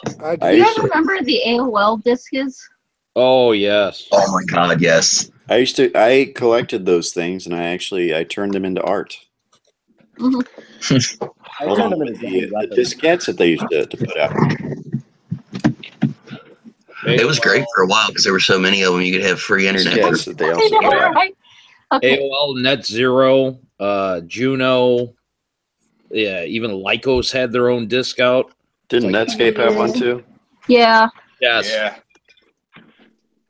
Those are my two main search engines for years before. I put the Ask a Ninja link in chat. I'm putting it currently in our live stream Discord. Nice. Cool. With the Ask a Ninja YouTube channel. No, Yeah. it's the video that I was actually talking about, but it's attached to the Ask a Ninja YouTube channel. That dude's hilarious. It I is. switched to Yahoo as soon as it came out. I still have my Lycos email from 21 years ago, maybe 23 years ago Yeah. now. I think. I have. You and my brother, you're the only two left on the planet. I still have my original Yahoo email account that I set up just after Yahoo was put online. I know someone that still has their AOL email. Holy Wow. shit. Damn. Yes. I still have It's weird. mine. You guys remember when Hotmail was the shit and all that? Now it's just like. I still use mine. I still use my Hotmail email. I still use mine. Or not. I don't think I've checked my Hotmail in about 10 years. I don't think it's there anymore, Scoop. Who here had a GeoCities website? Oh I think I God. had one. Jesus, yeah. I had one back in the day, where I was declaring my candidacy for president in for the 2012 election. Nice. Oh man, you remember the Vox network? All the different Vox channels. Yeah. Nope, don't remember that one. I took a very long hiatus from the internet because I was drinking and, vagina, that kind of thing. Yeah, no, I hear that. That was pretty much what kept me out of the loop for the better part of the Bush presidency. I wasn't on the internet. Oh, hell, before I met Mrs. Ajax, the internet got me vagina. Do you guys remember where 4chan was doing raids on random cam girls? That was hilarious. You can still find people have uploaded a ton of recordings of it. Twitch raids are pretty goddamn funny too. People playing video games and having meltdowns because their chat's blowing up with the craziest shit you ever read in your life. Yeah. Who remembers Winamp? Oh yeah, you could still use Winamp. Cool. So Remember iTunes is boring. Instant Messenger? Yep, Instant Messenger. Yeah. The last Instant Messenger dies next month. Really? Yep. That's too bad. IM is going away. AIM? AIM? Yep. Oh, wow. I didn't even know that was still around. Holy shit. Yeah. Like an end of an era. I just thought of something. It's weird, man. Me, Scoob, all of us in our 30s were the last generation that knows what life was like firsthand without the internet. Yep. What do you think? I'm 47 this month. Yeah, it's got to be a strange world for you, man. I turned 40 in May. Well, like a caveman waking up in the future. They brought an Apple I into the school, and I'm banging on the keyboard going, look, I'm making pictures. It's just big fucking red and blue blocks. Who remembers the Lisa? I remember the Lisa. The Lisa was badass. Couldn't sell, but it was badass. Yeah. As a kid, I wanted an Apple, and we went to the store. I'll never forget this. I had a instead. Yeah, I wanted an Apple, and we went to the store, and the salesman seen my father, and he looks at the hat, and Korea veteran, USS Valley Forge. So he immediately, this is how he pitches it to my father. He says, "Well, the computer your son wants is made by hippies in Berkeley. This Commodore is made by IBM, which has they have with the Department of the Navy, and that was it. That's all he had to hear. We got a Commodore." Well, you could have tried to get him to get you one of those compacts. Those are made. That was a Texas outfit. Yeah. Oh yeah. I'm going back to like 1985, 1986. So it's sick. Before I was born or after I was born. Yeah, the one I'm talking about is the one with the handle. Okay. The Mac. God, I have one of those screens running around here that turned into a cat bed. Believe it or not, guys, there was a time when Radio Shack actually sold the greatest computer out. The Tandy, yeah, that was a sweet. Oh God, I remember those. I was working at a place. We ended up spending, and mind you, this thing had a whopping 86K of memory. We spent almost $6,000. Yeah. On a fucking cinder block that couldn't do shit. and because I knew BASIC, I spent more time during the day fucking coding, trying to make nothing happen really fast, and nothing happened really fast. Yeah, you put your comma in the wrong spot.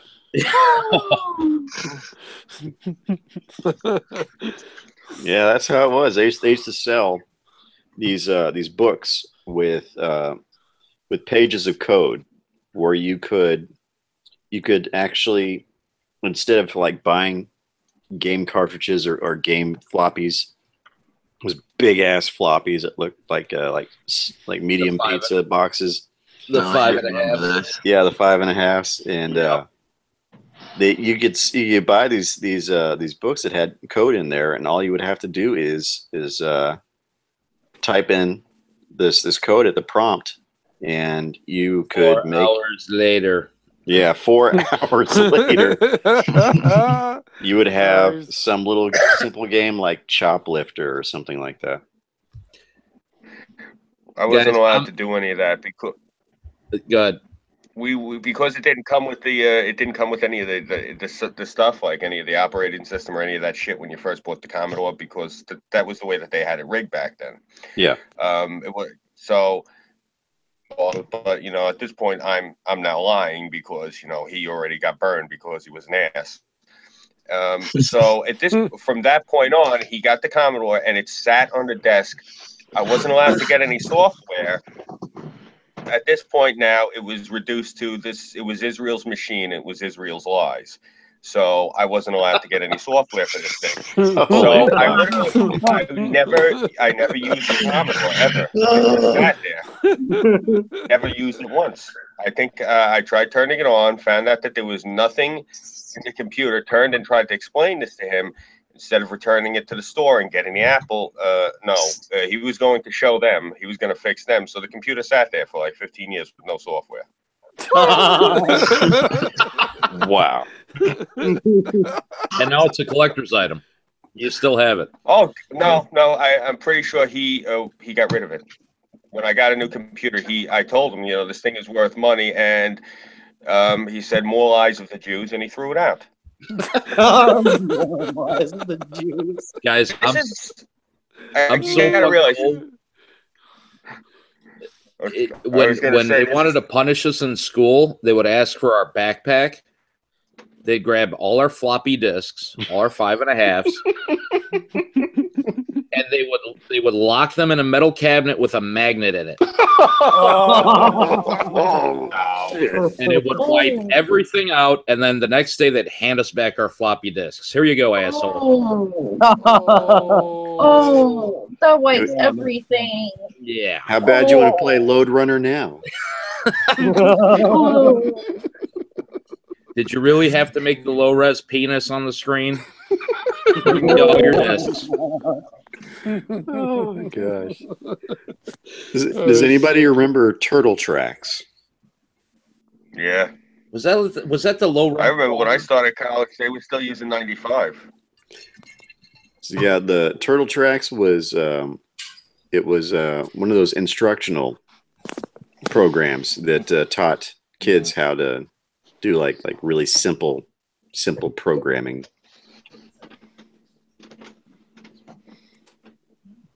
I remember vaguely.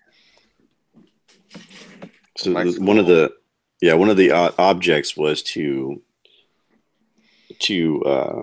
use a point plotting to draw a square that the turtle would travel along for about like 2 or 3 seconds, and that was the goal of that particular class. I took a computer class back in mid-late 80s, and Turtle Tracks was the thing that we used.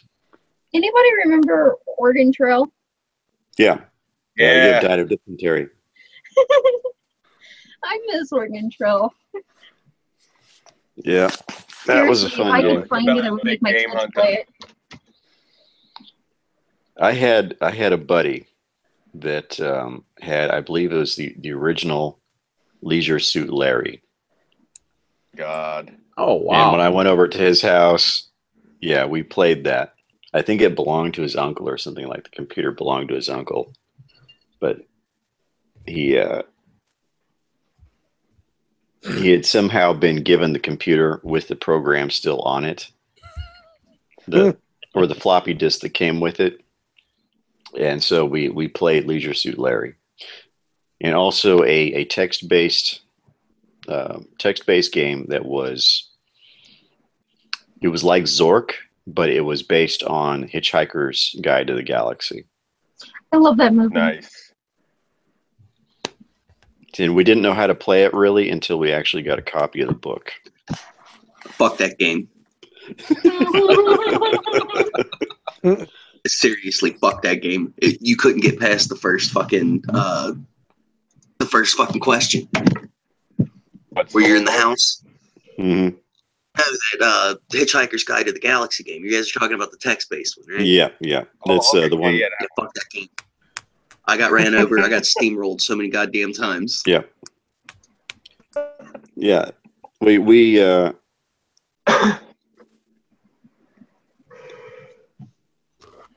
6 minutes left. 6 minutes left. Oh boy. Dun dun dun.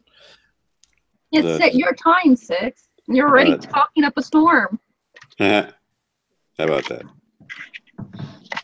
Does anybody here remember a game called Loom? L-O-O-M? Sounds familiar. Sounds vaguely familiar. What was it most popular on? It was a PC. It was a PC version game, but it was actually the first RPG game ever.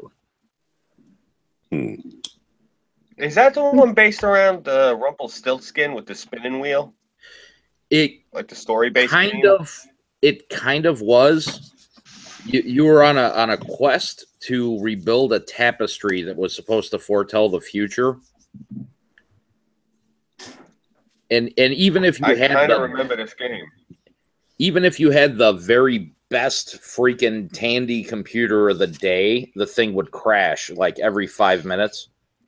Not every 6 minutes, mind you. But that game tortured me for about a year and a half before I finished it, and they never came out with any other expansions to it or anything. Really? Yeah. Does anybody else remember Jazz Rabbit? Oh, Jazz Jackrabbit? Damn, that was badass. It was kind of like Mario meets Mega Man. I know. That was one of my first games I ever played. Was he? It's what got me into Warcraft. Yeah, Jazz Jackrabbit, and he ran around with this little blaster pistol that he was fighting these turtles, I believe. Yeah. The turtles were the bad guys, and it had some of the most awesome music from that era. Yeah. That mid-late 90s kind of era. Yeah, this like retard friend and this hot like girl that was always hated him. Mm-hmm. And they came out with a bunch of expansion packs for it. There was a Christmas one that was kind of cool. Yeah. Let's see, this was back when Apogee Games used to put out stuff like Halloween Harry and yeah. Oh, there's a lot of other titles that they put. Halloween Harry was probably my favorite, and then they rebranded Halloween Harry as Alien Carnage or something like that. So I actually got I originally got the demo of the game at the college bookstore, and then I had via telephone. This was back before they even had a website. Via telephone, ordered the full version of Halloween Harry, which they informed me then was now called Alien Carnage. I would love to play Jazz Rabbit again. You guys ever play a game called Conker's Bad Fur Day? Yeah, I owned it. That was fun. Yeah, I remember That Conkers. was the best multiplayer ever. I remember that was Not like super. gamer famous for being one of the first like really raunchy kind of games. Yeah. Had a lot of toilet paper and shit. You know what I mean? What year did that come out?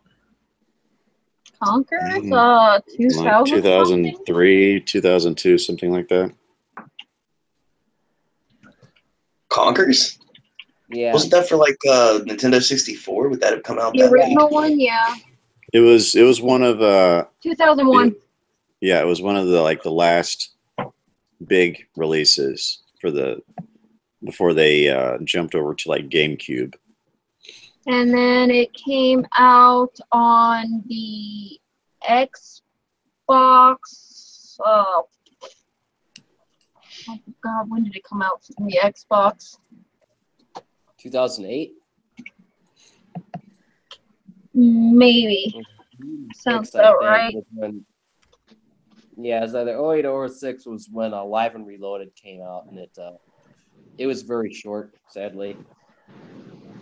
Does anybody remember a game called Redneck Rampage? Yeah. Yes. Yes, I remember that. God, I love Came it. out on I think our boy Mecha Draco was doing a playthrough of that not too long ago. Really?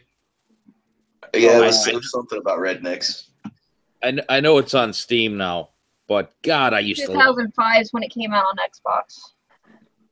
Okay. That had to be Conker's, 98. apparently Conker's had a game too on the Game Boy called Conker's Pocket Tales. Oh, fun. Did not know that.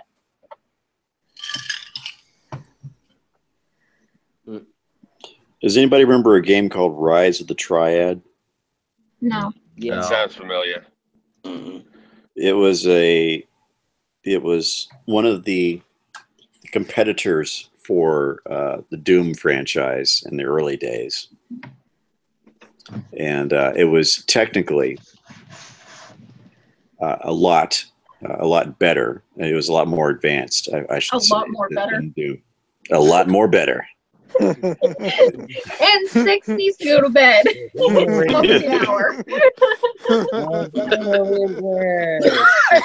was a lot more better back then. Well, then. Now with 40% more better. I can't believe it's not better.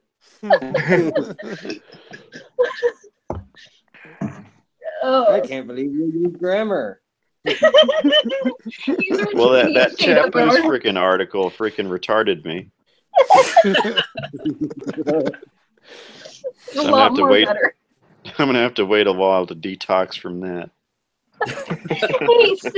I guess it's a good thing we don't do Chaos anymore on Sundays. Oh man, I feel like I gotta go on a cleanse now. So that article freaking clogged up my colon. I bet. Oh. A lot more better. I just realized none of us are actually. I'm not trying to change topics here, but we haven't even talked about tomorrow. Tomorrow's the 4th, where they're supposed to have this gigantic Bolshevik uprising, correct? Yeah. Yeah. The sky, baby. Yeah, nobody's talking about it because nothing's going to happen. It's going to be a massive arrestathon, man. There's not enough popcorn. Best plan of action I've seen so far is to just not show up. If we don't give them any attention, they'll eventually fizzle out. They're trolls, of course. Their plan of attack is, so we know where the trash cans are. Yeah, so secure your trash cans. They'll never see us coming. Yeah, So we make secure your jokes. trash cans. There's always that chance that there's that one fucking over the top crazy that's taken all the fucking all the stuff about let's go get guns and let's shoot us some Nazis. They took that shit to heart, and there's always that slim chance somebody could show up and start popping off. Yeah, if they only attack and burn trash cans, then we'll be fortunate, because there is always that chance that some asshole is going to take shit way too far. Yeah, and they're probably going to go into the wrong house or the wrong neighborhood and be met with something bigger. Yeah, so some little barista is going to run into some neighborhood swinging a bike lock, and he's getting his ass shot off. Yeah. Well, my thing is tomorrow, I mean, I just don't feel like wasting the $30 to go into Manhattan just to watch these assholes act like assholes. I mean, that's the whole thing. There's on not the one enough hand, popcorn. Look, you treat them on the one hand, I'd like. Go ahead. I live in the city of San Antonio. I expect not a damn thing to go down here. Yeah. Austin maybe. San Antonio, no. Maybe Houston. Austin and Houston, you might see some Antifas run around and trying to start shit. For less than on Houston, especially when they tried to raid that one store and that one house and got met with like 6 guns. Yep. You treat them like the 3-year-olds that they are. You just ignore them. You know, honestly though, this might actually be a good thing because I hate saying it. Since the truck of peace attack we had on Halloween, we're gonna have National Guard troops up in Manhattan, and I can just imagine these blue-haired lunatics trying to get up in their face and scream in their face like they're NYPD, because these guys just, they'll put them in an arm bar and take them down to one knee. So I just hope there's a big slap video that comes out of it if that's what happens. Oh, same here. Like I said, not enough popcorn.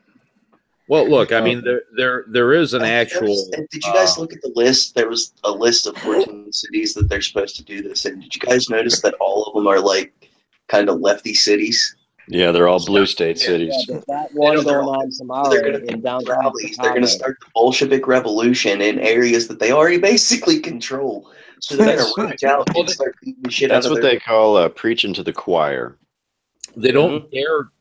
They don't dare do it in a Republican area, in a rural area. Yeah, right. They'll get their asses handed. They never get their asses handed to them. Well, one of the cities that I saw that they're planning on doing is actually in the middle of Wyoming, and I wish I could go there. I really do, because I would love to see them try and raid anything in Wyoming. Yeah.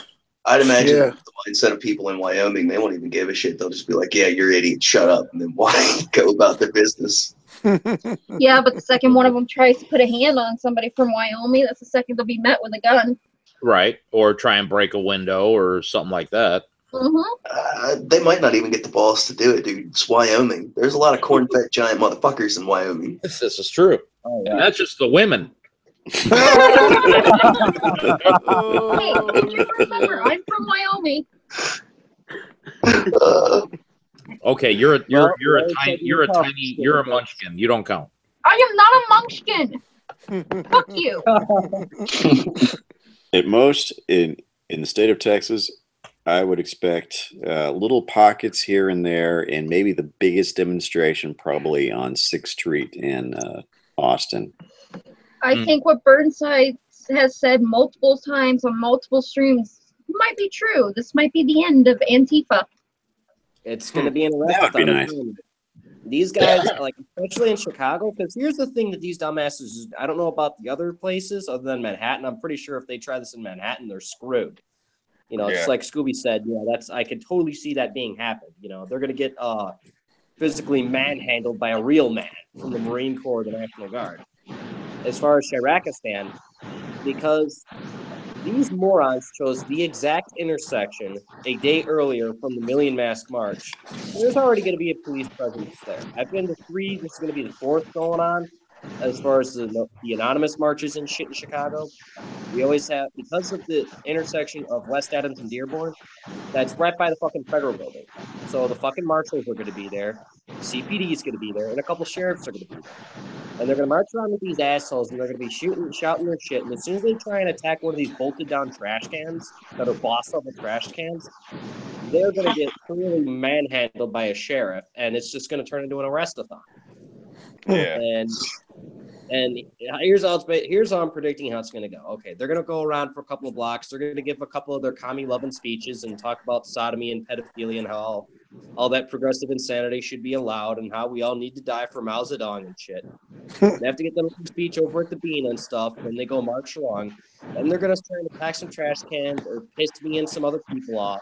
And then the sheriffs are going to intervene, and they're going to start arresting people in mass. They're going to start arresting these Reds, and as soon as the Reds start getting arrested, they're going to start a swap because they normally do, because they, hate the police, even though they hide behind the police. And it's just going to turn into one massive arrest-a-thon.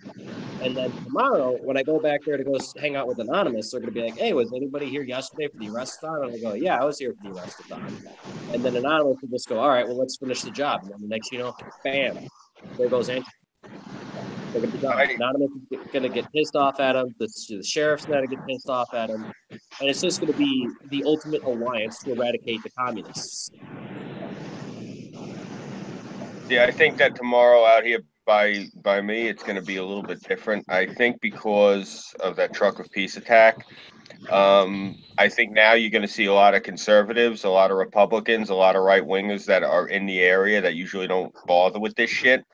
They're probably going to descend on Manhattan now because these morons took out a one-page, like a whole page ad in the Times, like rallying people into the city. Oh, yes. I saw that. Yeah, It's unfortunately, ridiculous. Honestly, I don't think anything's going to be coming of this. They're too big of pussies. well, this is Dude, the their thing. sign reminded me of like an old school neighborhood watch sign. Yeah, well, this is what I'm saying is you're going to see people watch now tomorrow in Manhattan. You're going to see Trump supporters probably descend there en masse. You remember the battle at Berkeley when they got their asses handed to them when all the right wingers showed up and basically beat the living fuck out of them all over the Berkeley lawn? Hell yeah. You're going to see probably something like that in Manhattan tomorrow. You're going to see people from Con Edison showing up. You're going to see people coming there from the union. You're going to see the steel fitters, the pipe fitters. You're going to see the sand hogs. Those are the guys that do the tunnels. You're probably going to see a lot of people showing up there that are fed up with this shit. That fucking moron driving on the bike path, I hate saying it, was probably a godsend for this city because we got an election coming up now. And get this. We got this Republican woman running. Her parents are both immigrants. Her mother's Cuban and her father's Greek, and she's Republican. She's got some wild last name like Soukalakos or some shit. She's running against that piece of shit De Blasio, that big fucking hoop. So that's part of the thing you're gonna see this the next couple of months. I'm gonna start next couple of weeks or whatever. I'm gonna start pushing as hard as I can, promoting this woman because I want that fucking moron out of office fast. Well, let me ask you guys. What are the odds of this just being a big poll? I say hi. That's what I'm thinking. I agree. I've been looking at it could be, but it's been being hyped up for so long now. It's been what, like two months, 2.5 months they've been talking about it? Yeah. But Pox, who's hyping it up? I have Unicorn Riot isn't saying shit. It's Going Down is not saying shit. I first spotted it on anti-Reddit, basically the anarchist Reddit started it up. That's when I first saw it, and then where was the other place I saw it? Because I'm kind of thinking it's like, yeah, I mean, we just saw 4chan fucking troll the world with these stupid little flyers that say it's okay to be white. Because it is okay to be white. Anyways, here's a question. I got a question. Could this seriously be Antifa hyping it up, not going to show up at all, just have all of the conservatives there armed and whatnot in their little areas to make the conservatives look bad? That's what I'm thinking. It would backfire totally because the conservatives would just show up and hang out, high five each other, and fucking right. I mean, they're not going to show their weapons. They're not going to walk around with guns out. But honestly, that's kind of what it's feeling like. Yeah, I could see that. It's going to be great. The Bolshevik Revolution is going to turn into one giant nationwide conservative rally. That would be chill at home and hang out with a couple of friends. Conservative rally. Not enough popcorn. Oh, by all means, man. It's going to turn into America Fest because I'm pretty damn certain that either these guys are going to have a small little protest and they're going to get all pissed off because the cops aren't going to give them any quarter. And then they're going to march home angry, and they're going to have a little party in that, or it's going to turn into a total arrest-a-thon. If they actually do anything, my prediction is that the Rubbermaid Corporation will have a spike in their stock. I'm hoping that because the next day everybody's going to be buying new trash cans. Well, I guess either one of two things is going to happen. Either we're going to have some interesting shit to talk about on Weibo's channel, or it's going to be another dead news day. I'm kind of worried of something else. I'm kind of worried of get the right to show up and get the lone wolf truck of peace idiots to show up. That's a possibility too. There's what their goal is to basically destroy everything we have now. So it's very possible they're trying to make the normal Americans, you and I, look like bad shit. Well, yeah, because we're all racist, we're all homophobic and whatnot. Oh yeah, all that fucking trash. Going back to the Vegas shooting, there was when all that first went down. One of the first, I guess, internet rumors that started going around was there was an ISIS connection and an Antifa connection. That's because ISIS came out and said that they were tied to it. If ISIS Yeah, never done that, there wouldn't have been that rumor. Yeah, ISIS claimed responsibility for the terrorist attack, or the whatever you want to call it, the fucking... It was a terrorist attack. Dude, somebody gets a splinter in their toe, fucking ISIS claims responsibility. It Same with doesn't Black matter. Lives Matter. Both of them claimed it. Right. Yeah. Those fucking morons. I can't remember where the Antifa connection got started, but I think it got debunked pretty goddamn quick. Yeah. That's It was because somewhere right after Black very Lives separate. Matter and ISIS got on top of it, Antifa's like, you know what, since they're doing it, I swear, Antifa's just a bunch of fucking followers. They don't know what There are they're a bunch even of doing. That's what they did in D.C., and that's what they're doing with November 4th. Yeah. I still think it's fucked up that they piggybacked on the Juggalos. Hey, Burnside, didn't they shut down their gym?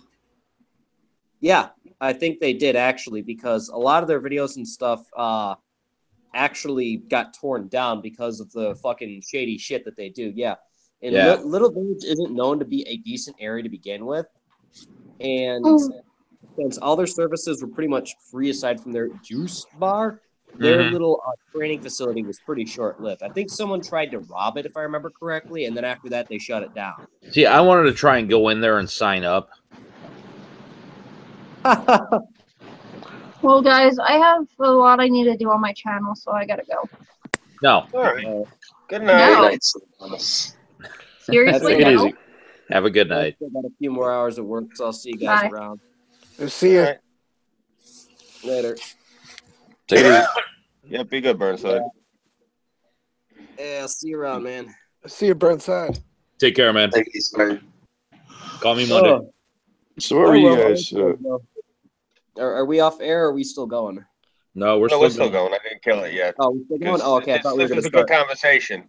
That's why I didn't want to. Oh, okay. I didn't want to kill it because you guys were making. This was actually some good headway we were making. I figured, why kill it? Okay. Yeah. No, I'll stay around. I thought we were closing up. No, We I didn't usually kill do you. our best work off air. That's part of the reason I wanted to let it run for a little while because you guys were on a roll. All right. No, by all means. My whole thing though is we had Al Sharpton come out here to the town hall in the neighborhood a few years ago, maybe over 10 years ago now. Something happened with the cops in Manhattan, and one of the cops lived here in the neighborhood. So he decided he was going to come out here with his supporters and he was going to protest.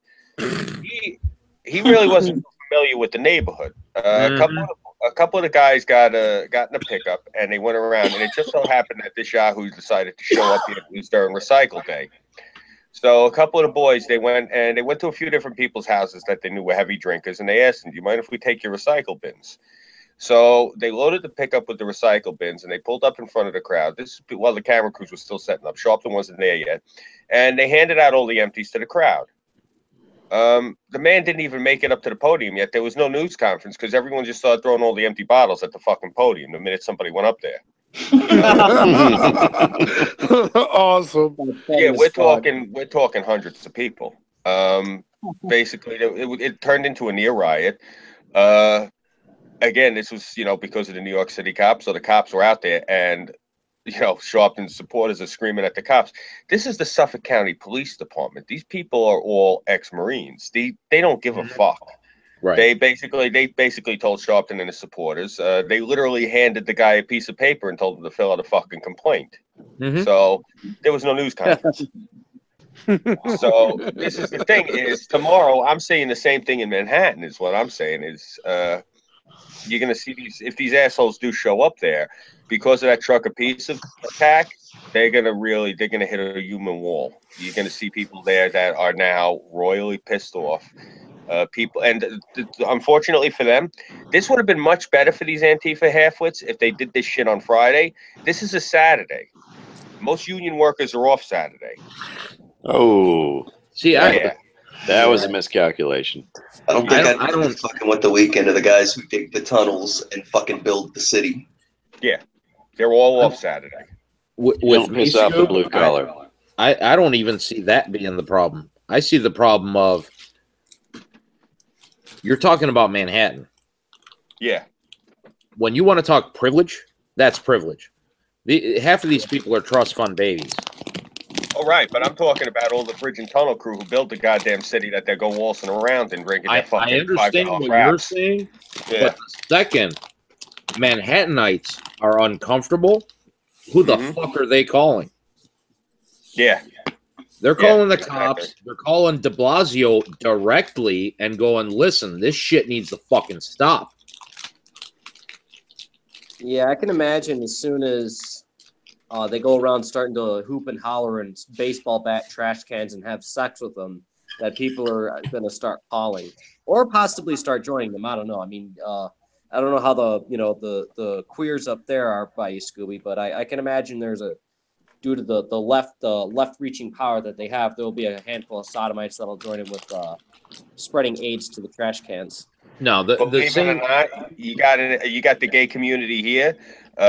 You got a lot of gay conservatives in New York. You got a lot of gay people here who you got to realize. Believe it or not, the gay community, the really heavy progressive liberal gay community, is more on the West Coast. Mm-hmm. You got a lot of Milo Yiannopoulos here. You got a lot of gays in New York who are conservative as fuck. You got a lot of gays here who are cops and firefighters. Basically, the gay community in New York is a tough community. It's not like all just drag queens and like people with like feather headdresses and like sequins and shit running around on unicycles. Despite what you see in the news. It's like the near north side here in Chicago. Yeah. They all own multiple properties. They're well off. They don't go for that shit, man. Yeah. They really don't. Honestly, one of the best things that can happen to you in Chicago is a bunch of gay conservatives moving into your area. Your property value will skyrocket. Oh, hell yeah.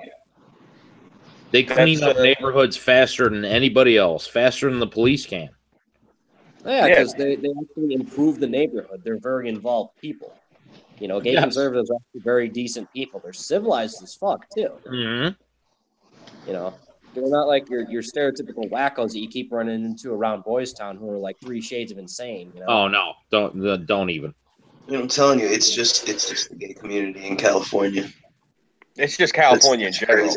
Yeah. Well, you know what? California, Oregon, Washington, they're all fucking nut jobs. Oh god, we really need to have a serious discussion about what we're going to do with California because the movie industry's failing. They don't produce their own power. They have droughts all the time. There's a reason God put San Andreas Fault where it is. Yeah. What are they going to do? Their entertainment industry's falling out. Their liberal policies are bankrupting everything, and they've been a drain on the rest of the country for how many years now? No, they think they're holding up the rest of the country. That's the sad part. Sticks, Hex, and Hammer had the perfect solution to this. He said, let them secede, and then the minute they secede, annex them. Yeah. Yep. Take away the states' rights until you can get them properly folded back into the Union. I have a better idea. Let them secede, let Mexico invade, and then we fuck up both of them at the same time. Nice. Oh, God, that's awesome. Let them have the diversity that they've been craving and forcing the rest of the country to adopt. Oh, God, yeah. I thought about that shit too. You guys know who La Raza is, obviously, right? Yes, La Raza, Mecha. Have you ever looked at the maps, like the territory that they want to take back in California and Texas? Have you actually looked at it? Yeah, it's I believe they call that La Plana San Diego. Yeah, it's nothing without what we've done to those areas. Like if we moved out and they're left to their own devices, they're not going to have the irrigation to keep it green. They're not going to have power. They're not going to, dude. It's just going to go right back to being desert. What the fuck are they going to do with it? Every time that I hear one of these La Reconquista people start spouting off, here's what I tell them. Let's say that you did reconquer the Southwest. Let's say you did that. Here's what's going to happen, and you're not going to like what I'm about to tell you, but this is exactly what's going to happen. The very people who are in charge in Mexico right now, who are making a big shithole, they're going to be in charge there as well. So your you're fucked in pretty much the same way that that you are in Mexico currently, but you're going to have a whole lot more area. They're basically be fucked taking a in. pile of shit and saying we don't have enough shit, so we need a bigger pile of shit.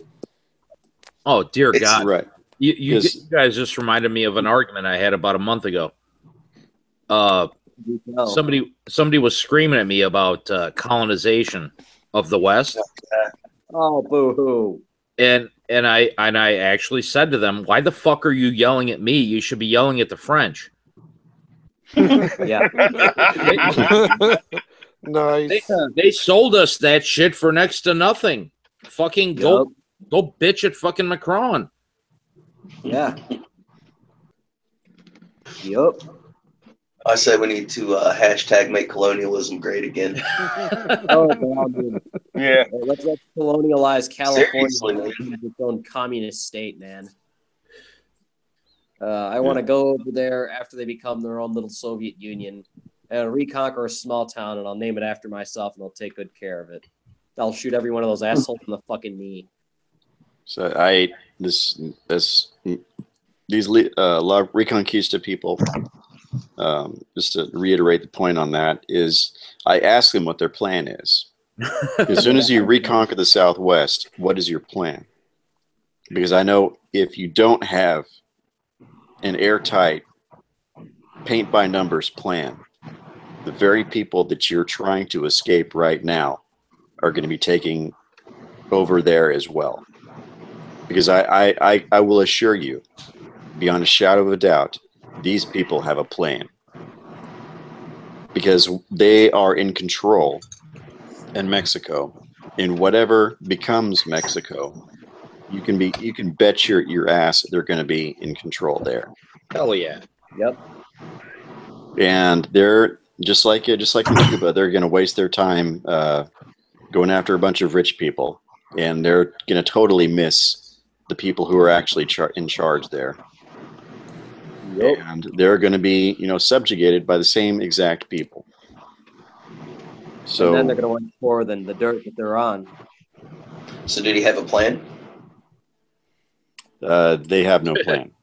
Yeah. Of course. Of course. It's all fucking just pointless rage and emotion these people operate off. Yeah, if you communist plan, they don't plan, they sodomize. That's all they do. They bitch, they whine, they complain, they try and fight people, and then they go home and have sex with each other and contract venereal diseases and die. That's what they do. Burnside. Their sole purpose is to be a blight. Look, man. Everyone on the stream, there's what? 1, 2, 3, 4, 5 of us. Have any of you been to a communist country under communism? No. Okay. Thank God, no. I love talking to American wannabe communists who have never stepped foot in a communist country. I have. I was in Bulgaria under communism. They needed the money, so they opened the borders to tourism. And they were happy to take my money. But what I witnessed, my God. I was in a country that had more square footage per capita in parks than any other in the world. But the actual citizenship is not allowed to use it. It's for tourists and politicians only. Yeah, I watched so what do they do? Just kind of like shove the citizenry into hovels and just kind of move the bodies when they starve to death? Is that how it works? But, buddy, you don't have time to go to the park. You need to work, comrade. Yeah. I watched a documentary not too long ago. So it's the premise of it was it was based in Romania in the 1980s under I believe it was Nicolae Ceausescu. Yeah, and one of the contributing factors, at least alleged by this documentary, was Chuck Norris movies for his downfall. at the time, you couldn't get American movies in Romania. You had to sneak them across the border and make copies of them on VHS tapes. And that's what people did. They held private screenings in their apartments, which was illegal because these were Western movies. Shit. It's a badass documentary. I don't remember the title of it, but it's like Chuck Norris. Something about Chuck Norris. That stuff's been going on in communist countries forever. I mean, hell, back in the days when the Beatles were big, they I can't remember what documentary I was watching. They were talking about how they'd get bootleg cassette tapes, or maybe it was records. Yeah, I guess it would have been records back then. But yeah, talking about how they smuggled those around, and they basically had to hide them like they were smuggling drugs. Mm-hmm. Jesus. If anybody found them, it's like right to the gulag, comrade. Yeah, it's hard to Russia even made this crazy propaganda video about how the Beatles worship the devil and wore toilet seats around their necks, so that's how they got famous. My God, fucking insanity. When I was a kid, because we had a few family members that were all military. One of the things that one of my uncles used to do, I don't know how the hell the man got his hands on these, but he used to get his hands on the old reels that they would show the troops. Like when they would bring you into a briefing room, they'd set up the projector and they'd, set it up and they'd show you the footage, like the films. Mm-hmm. So at the Oceanside, to visit my aunt and uncle on Sunday. That's what we did.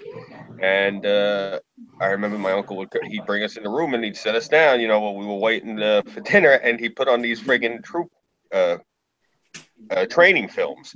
So every Sunday I used to sit there and watch these training films where they were showing the troops, like what the communists did.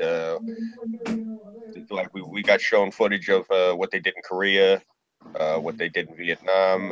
You really shouldn't have looking back on it, they shouldn't have done this to us while we were in grade school. But it was basically every Sunday we were watching, at my family's house, like anti-communist propaganda. That's one of the reasons I'm so fierce against these fucking communists, because that's all I ever used to see. Like, what was it? Bridge on the River Kwai, when they had like a march, all this, I'm probably using the wrong name, but when they used in Korea, when they had like that march, what was it? The Bataan Death March.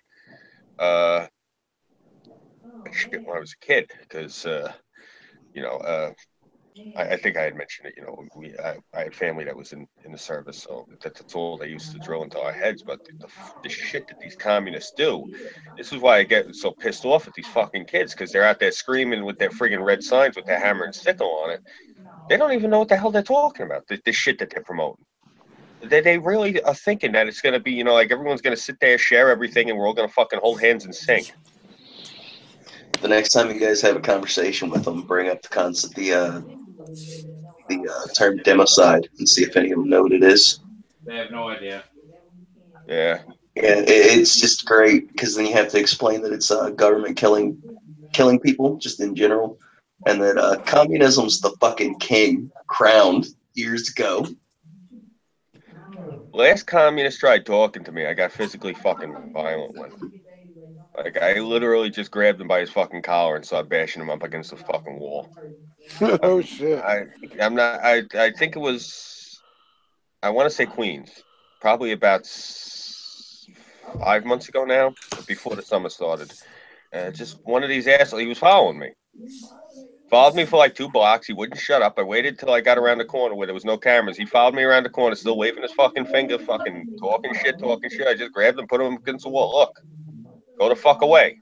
Go back to your Starbucks. Get the fuck away from me.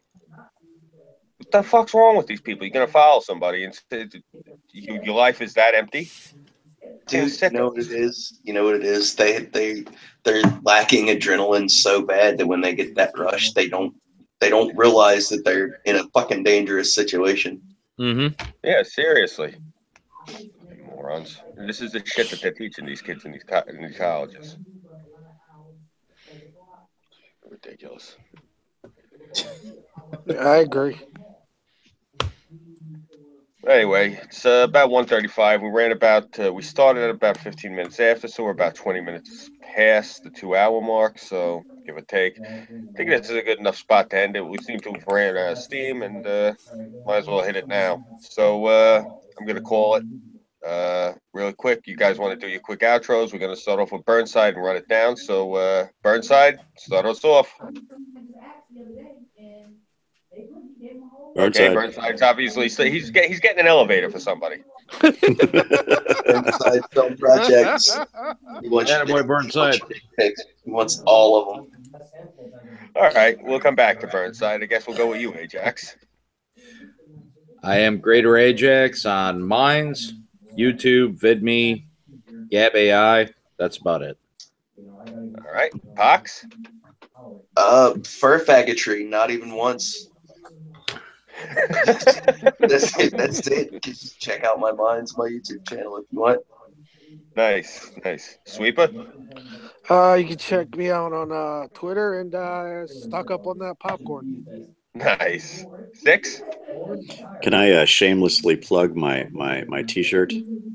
Of course you can. Okay, if you guys go to TeePublic, I will try to post. I'll try to post that on Gab as well as Discord, probably even Twitter. Be a link to my new T-shirt, so go ahead and check that out. Let's see. Oh, Thor Ragnarok was really good. Was it? Was there any SJW stuff in it at all? Not really.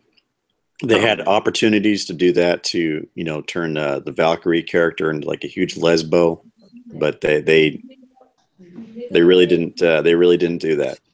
Oh, I might have to check it out then.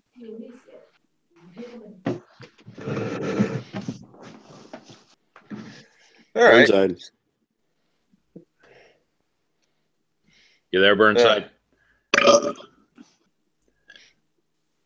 I make no apologies for that at all. All right. We tried. All right. So I guess if anything, tomorrow night, same bat time, same bat channel, and I gentlemen, think we're on Weibo's channel tomorrow. Okay, beautiful. So Weebos it is. All right. So tomorrow night, 11 p.m. Eastern Standard Time, whatever that translates into the rest of the country, because I have no idea. 10 Central Standard. Okay, beautiful. So 10 Central. All right. I want to thank our viewers for sticking with us. Thank you very much for everyone who helped with the input and chat. I appreciate everything. And we'll see you guys tomorrow night. Thank you again. Take care, guys. All right. Chataway, guys. Chataway. Good night, everyone.